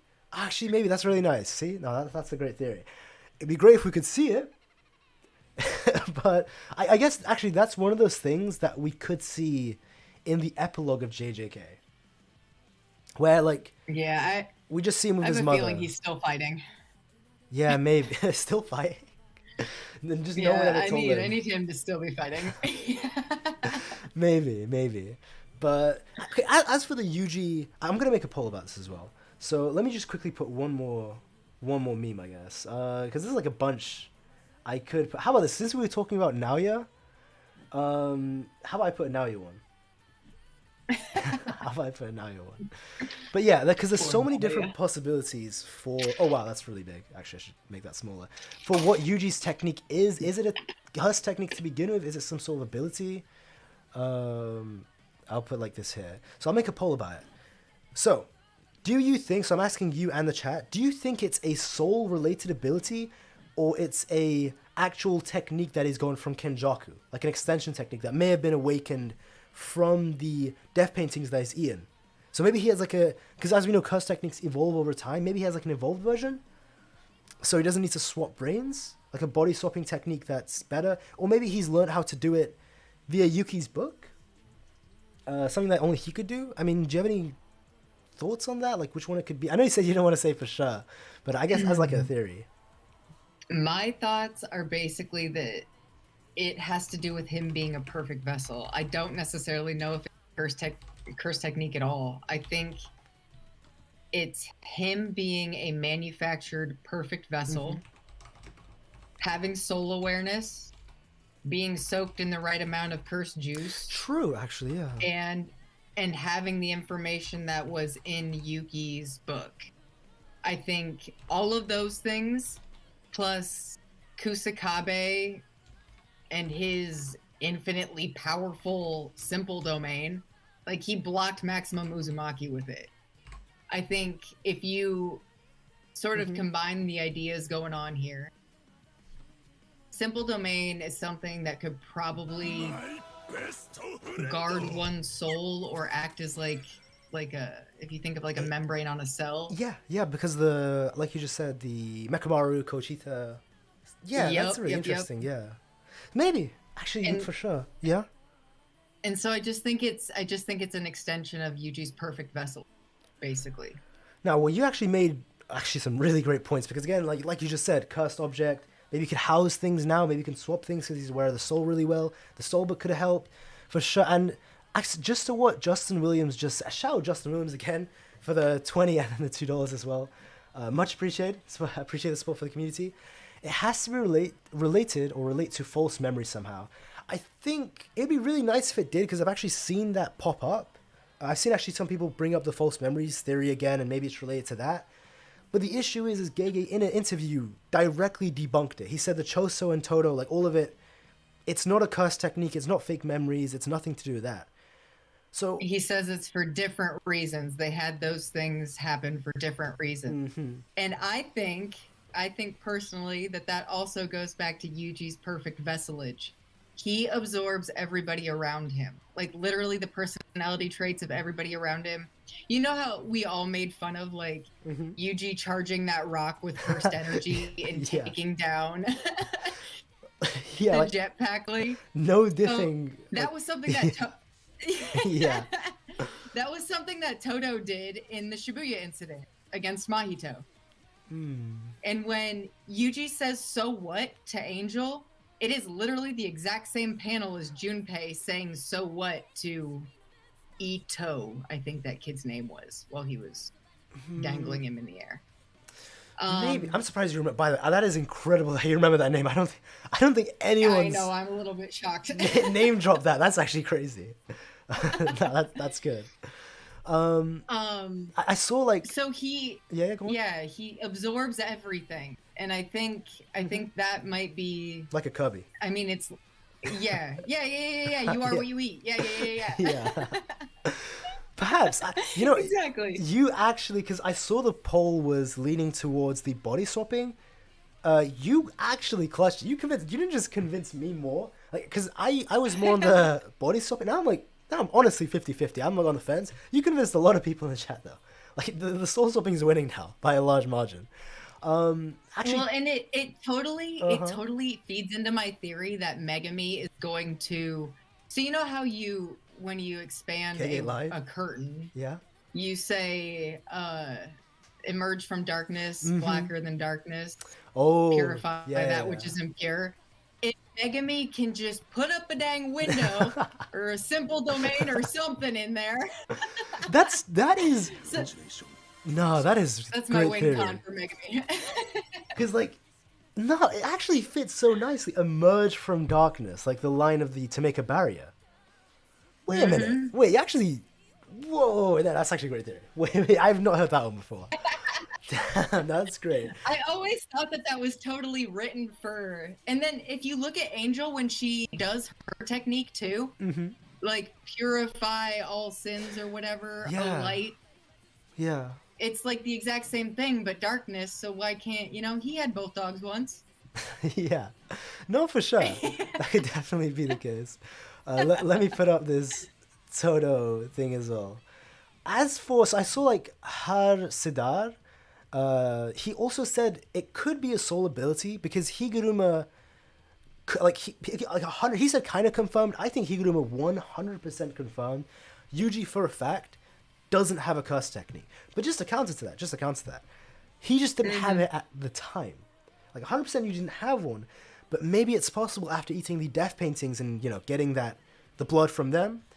Maybe because they're his brothers and they're related to Kenjaku, maybe awakened. Even if like Higuruma, like that still stands and he does not still have a curse technique, by eating all those death painting wombs, all he's doing is gaining more awareness of the separation of souls. He's got like 6 brothers in him now, and who knows what else he's at this point. He knows dang well where each of those souls lie. No, that's and so true. It's almost like it just amped his awareness. I mean, how long did it take Maki to figure out where the soul was? Yeah, like she could see it, but to actually do things, it was such a. By the way, that whole simple domain of the Mio, the Kappa, being like a hyperbolic time chamber where apparently hours passed within minutes. That's incredible, by the way, what simple domains can do. There's still so much we don't know. It's honestly incredible. But, I can't wait to see time come back into play. Yeah, this is gonna be great. Yeah, as well, like Saint Sleepy as well. Damn, she's absolutely spitting. What a collab! Yeah, it's actually it has been actually great having you on. Again, shout live the Kogane. Check him out. Check out her channel. Click the at in the title. It works, right? If you just click the at. Yeah. Okay, so I just touched on my phone. It goes straight to the channel. Subscribe to live, and link in the description as well. For your Twitter as well, like everything's there. 6 brothers in him. What is this Alabama bullshit? Yeah, wording was interesting.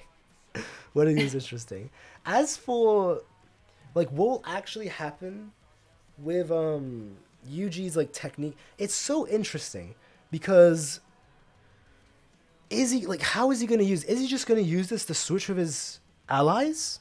Which maybe that could be useful. I don't know how that would actually be useful if he does that within the battle. Or is he actually just going to do it with Sukuna? It's really crazy. And I wonder if it has conditions on it, kind of like Yuta's. Like, how I was saying earlier, yeah. I thought that there was like a condition he had to understand the person to a certain amount. And then if he eats some of the person, that's like an extra amp on his understanding of the technique. But I wonder if it's a situation like with Yuji where he can only switch with people he's brothered, air quotes.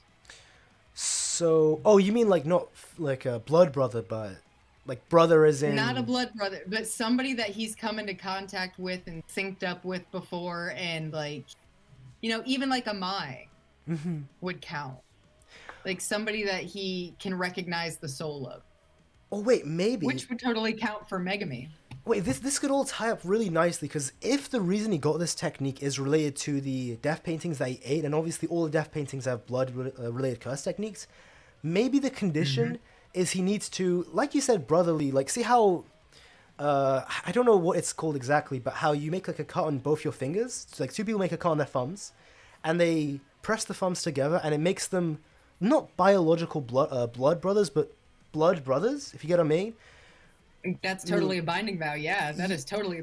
Yeah, like what if with Kusakabe, for example, he exchanged blood, so they drank each other's blood like some weird, twisted way, and now he can.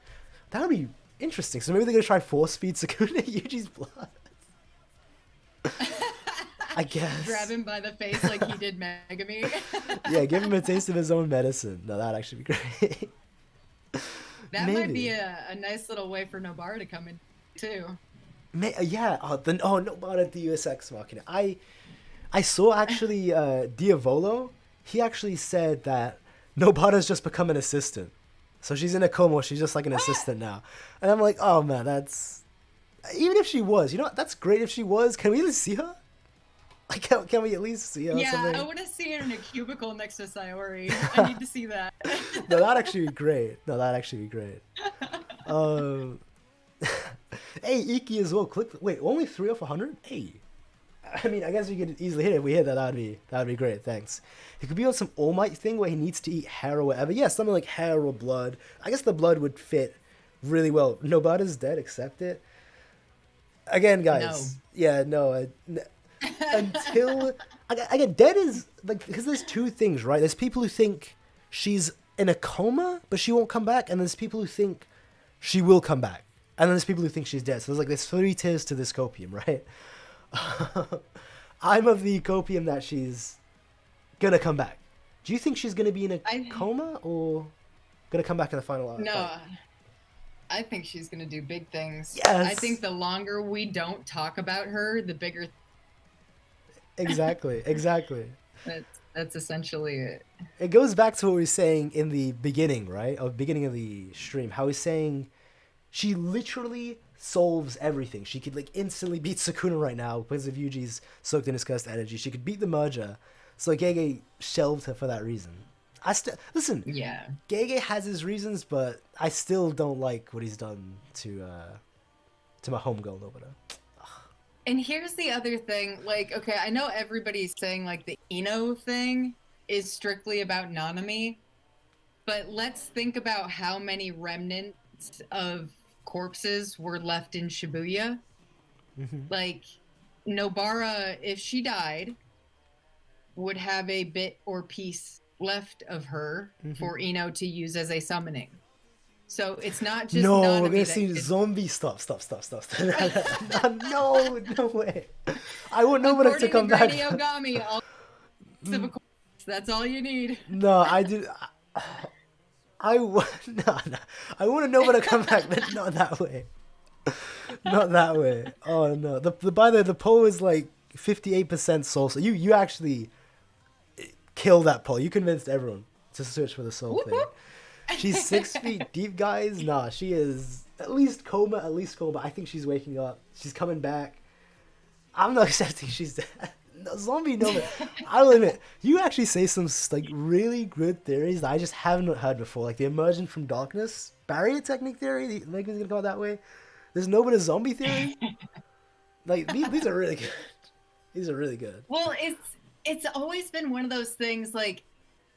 That was on my radar while I was going through Shibuya, but Gege, he puts out these plot threads and then just lets them dangle there for like ages. No, I'm gonna have to show weird Ino thing. And then another thing is, fucking Nanami makes a phone call in Shibuya right before he walks down the hallway to his death. Oh. Who was that phone call to? Yeah, like, I remember that's like an old theory, yeah, But wouldn't and Ino then have for been... the longest time, I think he called Shoko. Oh. Personally, I think he called Shoko and told Shoko, like, because he didn't know that Ino was toast at that point in time. He had no idea. And so he tells Shoko, hey, I'm on my last leg. I'm about to, but this is where I am. When I'm gone, come grab my remains real quick. And then, so you think Ino's gonna necromancy Nanami into himself? Yeah, and well, Wait, my theory back then was that Yaga was making corpses out of the remains. Because Yaga was with Shoko in Shibuya, and like... Okay, so in the chapter where we get Yaga and Shoko talking, and then Sukuna drops off Megumi, there is, when you look in the hospital room, now this is a stretch, all right, y'all? Be prepared. Ready? I'm ready. There are water bottles on one of the like medical equipment tables that have little black things floating in them. Now, we also see a close-up on water bottles when Takaba has his away. We also see water bottles and what cursed corpses or death painting wombs look like sitting inside of vials. Wait. It all looks the same. Like literally all looks the same. And then we see, you know, when Shoko's working on Angel, we see all these hinges the table. So what was she injecting? Cursed energy or positive cursed energy? Yeah. If we get like zombie Nanami, zombie Nobara, that'd be like some Edo Tensei type of shit. I can't even lie. That'd be kind of crazy. Fourth grade ninja war for real. Just everyone becomes a zombie. Just bring like everyone. No. I mean, that even leaves room for Haruta to come back, to be honest. Oh no. I mean, any remains in Shibuya. No, that I like that. If we think about like if Yuta ate Inumaki's arm, if that's a thing that we think happened, maybe, then Yuta was around during Shibuya. Did he scoop up Toto's hand too? Maybe, but then, even then, why is let's say somehow Toto got his arm right, even though it's cough and he just took it. Where is Toto? Where is my brother? Where is he? Like, even if he's missing his arm, should he not be with the main cast? Like, he's still grade 1 level in terms of, because again, he beat grade 1 curses, like multiple grade 1 curses, and he's never needed his curse technique, like with raw strength. So my thought was maybe he went with Nobara as like a guard type of a thing, like his backup for whatever the fuck she's doing. No, it's maybe that's where Kamo is too. Maybe they've just gone into the what is like the limbo of gays. Just forgot about them. What doesn't care? Oh man, it is. They're in the in between. Yeah, they are in that like just they are in the cuss realm. That's where they are. I mean, I've seen people say no one is in the coma in the cuss realm. She's going back. Takada-chan is on tour in America and followed her. Maybe, maybe. There's the idol manga. There it is. Oh, wait, maybe when all of Japan went to shit, he went to protect Takada, and he's just protecting her. Yeah, like that. Like I wondered because his locket did break and his locket broke in Shibuya. Maybe he needed a new Takada charm. Maybe get that first technique back. as crazy or as like joking as these theories are, knowing Toto, it's like unironically possible. It's kind of so crazy. Yuji and Takada were the two pictures in that. And Mahito had a little accent mark over his face too when it broke. Like, Mahito, why do you care that the necklace broke? What?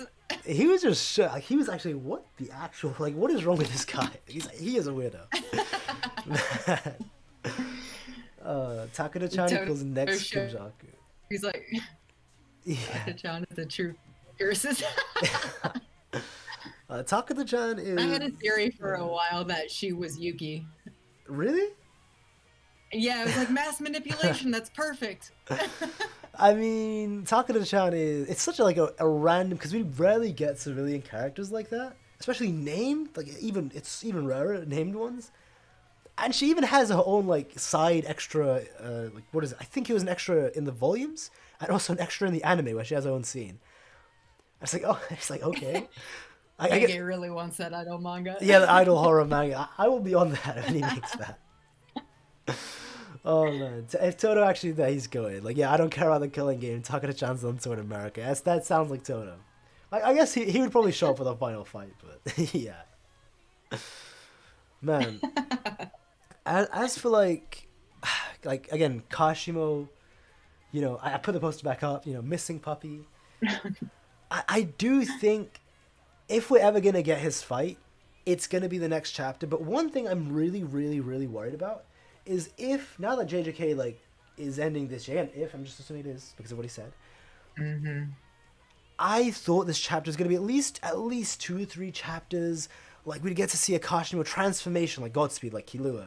Or maybe someone's like a Susanoo lightning arm, or someone's like a Shikigami, or something crazy, right? He does something really crazy with his technique. What if, because Gege wants to end it really quick, he just makes Kashimo's technique a big attack, and it's just like a couple panels. He does the attack, Sukuna survives, and then Kashimo dies. That is... You want to know what I think Kashimo's technique is? Mm-hmm.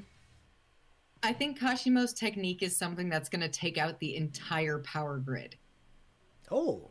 So okay. I think it's a tactical technique that they might... And this is the only issue that I have. I feel like Kashimo is very, very tactical, but I don't see him waiting. Mm-hmm. Do you think it could be like a... So I'm... Yeah. So I'm torn between like a... Whether he's going to be okay with a, I'll get him, you do your thing, or whether he'd be okay with like, if we need to, you know, break down the whole country. I mean, it could be like a byproduct. Please work with us. Like just him activating his technique, that would be insane if it does that. I saw Step as well. Well, Step says like, we used to say, Kashimo says, where's Sukuna? And now we're all like, where is Kashimo?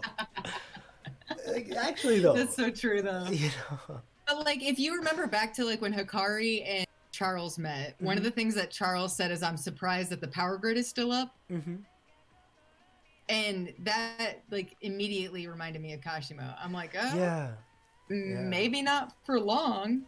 That would be an insane. And Angel talks about the power grid. Yeah.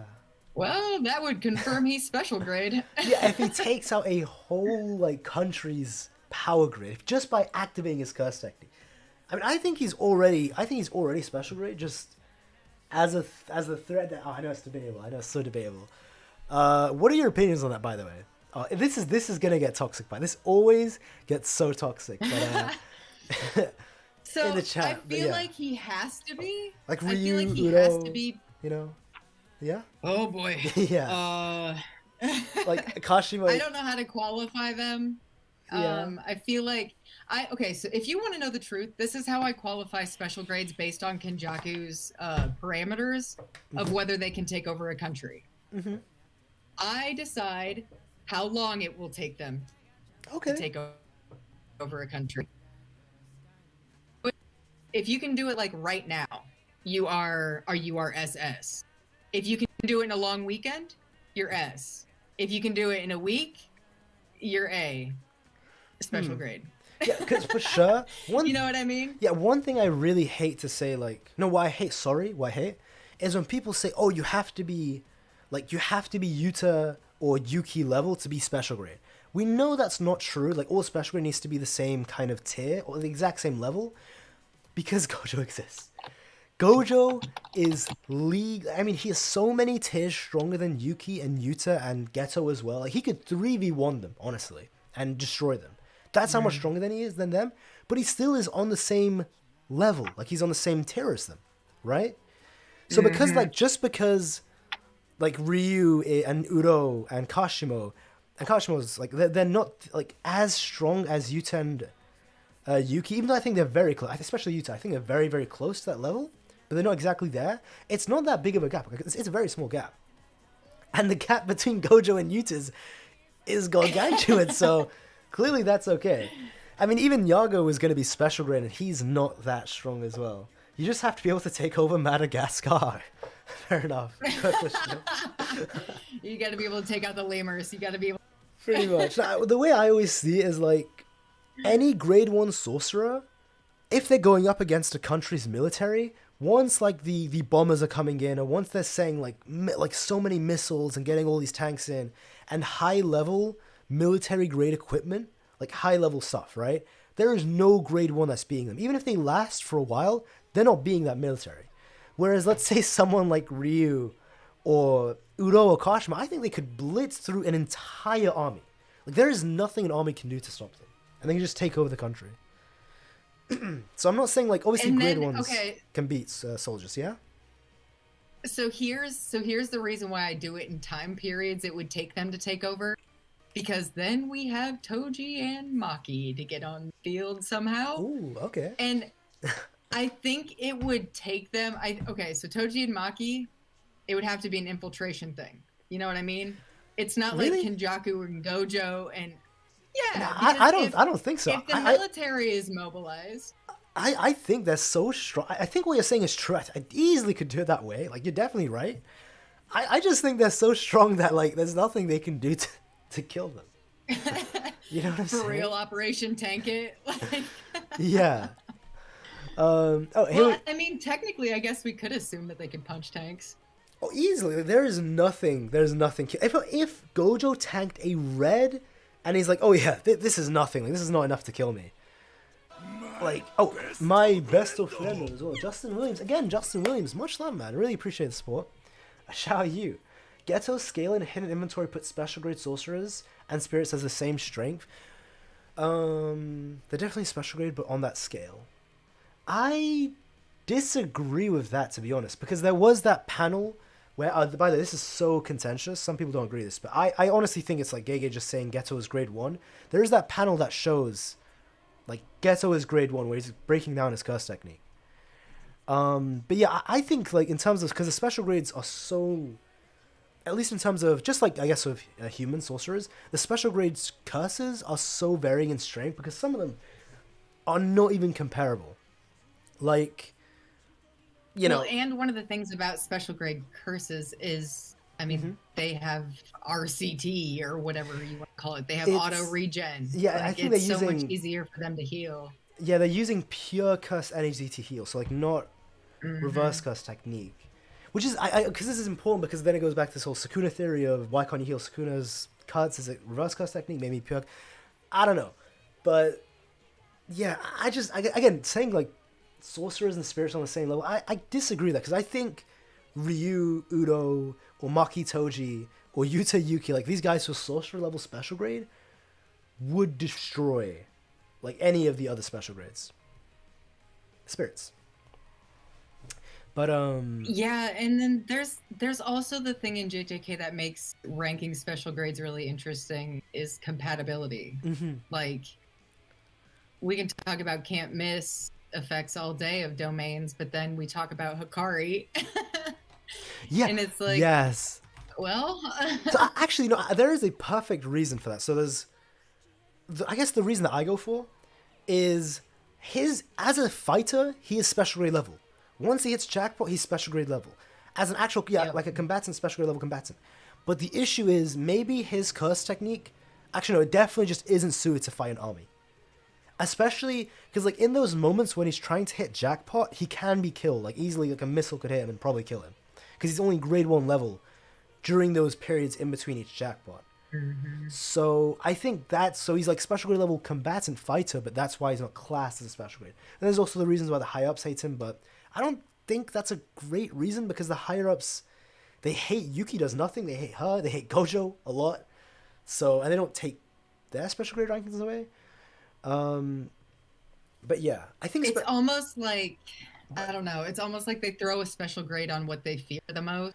It could be political, because, you know, as well. With the that's Yaga another thing about exactly what I was thinking. I was like, ranking Yaga's special grade post-mortem off of potential alone is such that's like, they're scared, like terrified. But then, like, just to go into what Quirkless said, I think the special grade requirement from Kenjaku is goofy. I think Kenjaku is like 100% accurate, because because like not only is obviously he's controlling all of the higher ups, and apparently I can't remember if it was like in a daybook or an interview, someone told me that he's actually controlling the head of the higher ups. So there's like a head of the higher ups, he's controlling him as well. So obviously he knows the rules, he knows all the rules that are in place to make a special grade. But it fits both why Hikari isn't a special grade, can't take out like military with his techniques, even though he's a special grade level combatant, but it suits Yaga as well, because perhaps Yaga isn't a special grade combatant, but he fits the actual definition of being able to beat a country's military or take over a country, because that suits Yaga. He can make like thousands of cursed corpses, like let's say Panda level, and just overwhelm a country's military pretty easily, you know?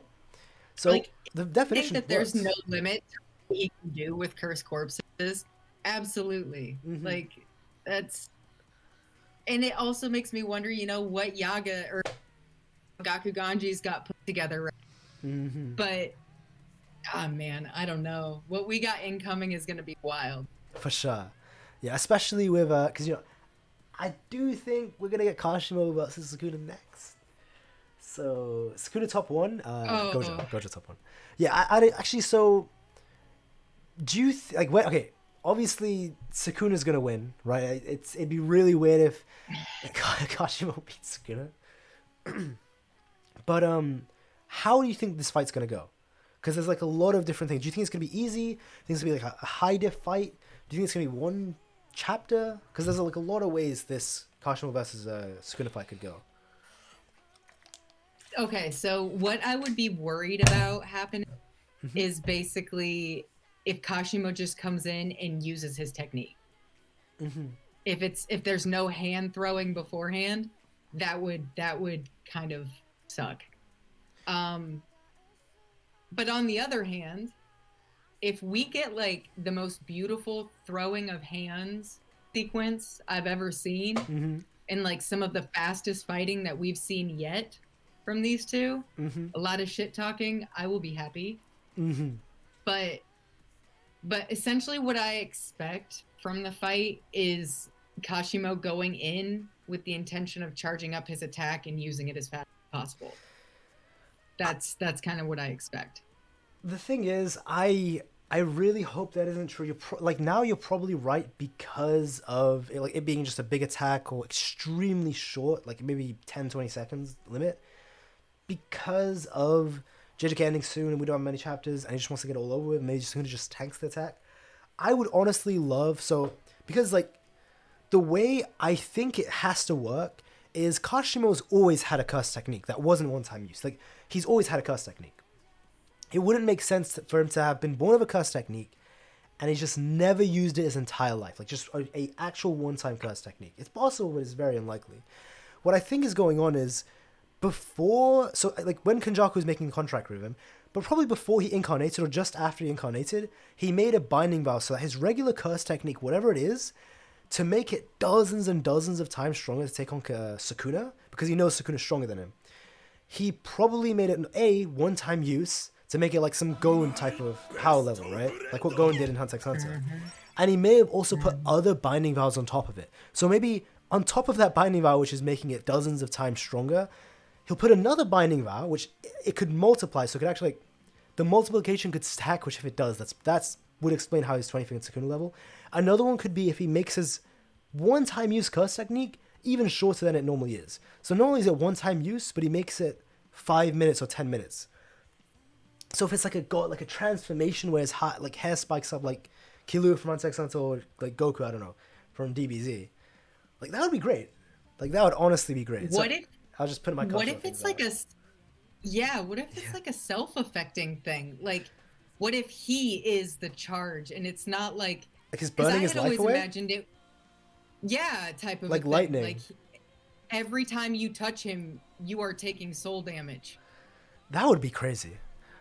No, that would actually be really cool. Because I even saw there's a great theory where it's gonna burn away. By the way, if there is a binding vow where it takes his life as well, because that's like another multiplication to stack. Like even then, how do I say this?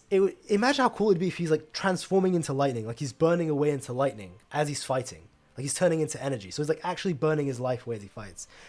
Just like a moving Jacob's ladder type of. Yes. Like literal. Like a lightning bolt. Yeah. Oh boy. Like Baryon mode. Oh no! Listen, Boruto is Anyway, moving on from Boruto. Shout out Justin Williams again. Much love and support in the stream. Yeah, $2. We're about to get that Gakuganji Utuhime concert. Will we finally see Utuhime singing Guz technique? Probably not. I mean, they pulled up together with Gojo. Like, they're looking like a band. Gojo's the head. Like, he looked like a killer. Yeah. Like, coming down the stairs, she looked so serious. I'm like, are you mad at him again? What Maybe. is going on? Maybe. But, yeah, like, again, the binding vows, because of how extreme they are, as we've seen, even simple binding vows can make you make you way stronger. And making a binding, because think about it, the way binding vows works is the greater the thing that you're sacrificing is, the greater the binding vows multiplication is. So in the case of Kashimo, because he's so powerful, him sacrificing his curse technique, which is probably broken, would make the actual binding vow stack even stronger. And then of course, stacking more on. Wait a minute. Oh, you got me thinking. Okay, so that all of that was basically kind of teased in the Hikari Kashimo fight anyway. With the arm. The way that Hikari, sacrifices his arm and then decides, Kashimo, join our team. Mm-hmm. What if Hikari taught him how to maximize binding vows in the past 19 days? The issue is because Kashimo's already made his binding vows, I think. I mean, it's possible. Possible. But why not add more? You mean like, okay, so let's say he's added the one-time use. Okay, so yeah, maybe you're right, actually. Maybe Hikari's like, hey, add a time limit, sacrifice your life, and just make it stronger and stronger. Maybe. Actually, maybe. Or even like a location change, because it didn't seem like Kashimo knew that was possible. I mean, because one theory I have as well, because one thing that's been consistent throughout all of JJK is once you hit a certain level of strength, you get a domain expansion, right? Like every single strong sorcerer, once they have like a certain, so let's say, I don't know, now you're all the disaster curses. Who else can use domain expansion? Like say Ryu, Udo, right? Everyone we've seen who used like a domain expansion, it's been said that it's just like a level of sorcery where you just peek at. It's really weird how Kashimo is the only character in the series who's of that level and he doesn't have a domain. He's the exception. Ghetto's JJK Zero Attacks. JJK Zero Attacks, don't worry. JJK's domain expansions didn't exist. He would have got one. Yeah, in lore, he should have one. Like, I actually, like, even scale it. So in my new video, I actually have 2 different Ghettos I scale. Like, the JJK Zero version, and then the in-lore version of Ghetto, how strong he should actually be in lore. But getting back to the Kashimo thing, what if the reason he hasn't used the domain expansion is because to use a domain expansion, you need to incorporate your curse technique? Like, I think it's been confirmed by the databook and by Mahito and Naname. Maybe he can't use his domain expansion because of that. And maybe if he uses his curse technique, his domain, not only can he use domain expansion now, but it becomes stronger as well. He can guarantee his binding vow domain should hit as well. You know what you just uses grab as like a flesh domain on just his body to survive the black hole. Mm-hmm. He basically activates it just in his body. It's just protecting his body, sort of like Infinity. Yeah. So what if Kashimo can basically make a flesh domain like that? Like in an 8 domain. Just activates. Yeah. I mean, I've seen people say he's going to go domain amplification route, which to do that, you need a domain expansion anyway, to use domain amplification. I just think, like, again, if you're able to do what Kenjaku just did, which, by the way, it's possible only Kenjaku can do that, because it's such a high level, but, hey, Kashimo might be able to, but you need to have, like, a very great understanding or be very good at barriers. Right? Yeah. And if you can do that, wouldn't you have a domain, which is all about barriers? In every way. I also don't know what's happening in the last 19. True, but like it's just in every way, it just points to Kashimo having a domain. It's okay. I'm just a Kashimo fan. But I can't even lie. I have my agendas. I'm a big Kashimo fan. It is what it is. I'm all for it, though. Yeah. I'm all for it. If he can turn himself into a little weapon, because he also has Hollow Wicker Basket, right? True. Yeah. So there's another. Maybe he can contain it within that and make himself a little perfect sphere bouncy ball. No, that's true. That's true. Now it would be good. However it goes, as long as, once we find Kashimo, again, contact Kenji Akari at this number or Fight Club 777@gmail.com. Thank you guys. PTA. But actually, it is hitting 2 hours, and I should actually I'd love to do. Oh Listen, gosh, the time flew. yeah, if I didn't have exams, I would actually go for like 5-6 hours because it's really fun. It's actually been really fun. But any last like thoughts, theories, takes, any last things you want to say?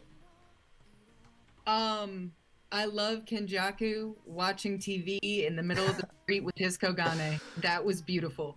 That's my Same. last thought. Nah, he was like a street light. Oh, that was great. It's beautiful. It's funny how because no one wants to hear him talk. At least Urume and Gojo, Sukuna, sorry. He just has to. It's so sad. He has to talk to like Tengen who has to listen. Or the Kogane. He's talking to a static TV. Poor Kogane, man. Yeah, no, it was great, and yeah, it was a really great stream. Again, much love. Thank you very much to Liv, the Kogane. Much appreciated for coming on. Again, check Liv's channel out. Her channel is again. Click the yeah, it works. The at in the title and the link in the description, and I'm also linking it in the chat now. There we go. And thanks for coming on, by the way. No, thank you for having me. This was fun. No, it was really fun. It was really fun. Yeah, we also have a video cooking up, like an actual 3-video series, right? It'll go across our channels. Yup, we got. Should we? I'm not gonna tease it. I'm not gonna give any spoilers. I won't do it. I think I did it in a. Actually, I already said the title in a community post. Well, that's fair then. Yeah, but again, it's gonna be great. So definitely, you're definitely gonna subscribe for that as well. But yeah, Dame Sure, Seven Sins, Chalky. Sorry if I mispronounced his name. Step, Paolo, Zach. I appreciate everyone coming on. It was really fun. And again, check out the Kogane. But yeah, that's pretty much it. Thanks for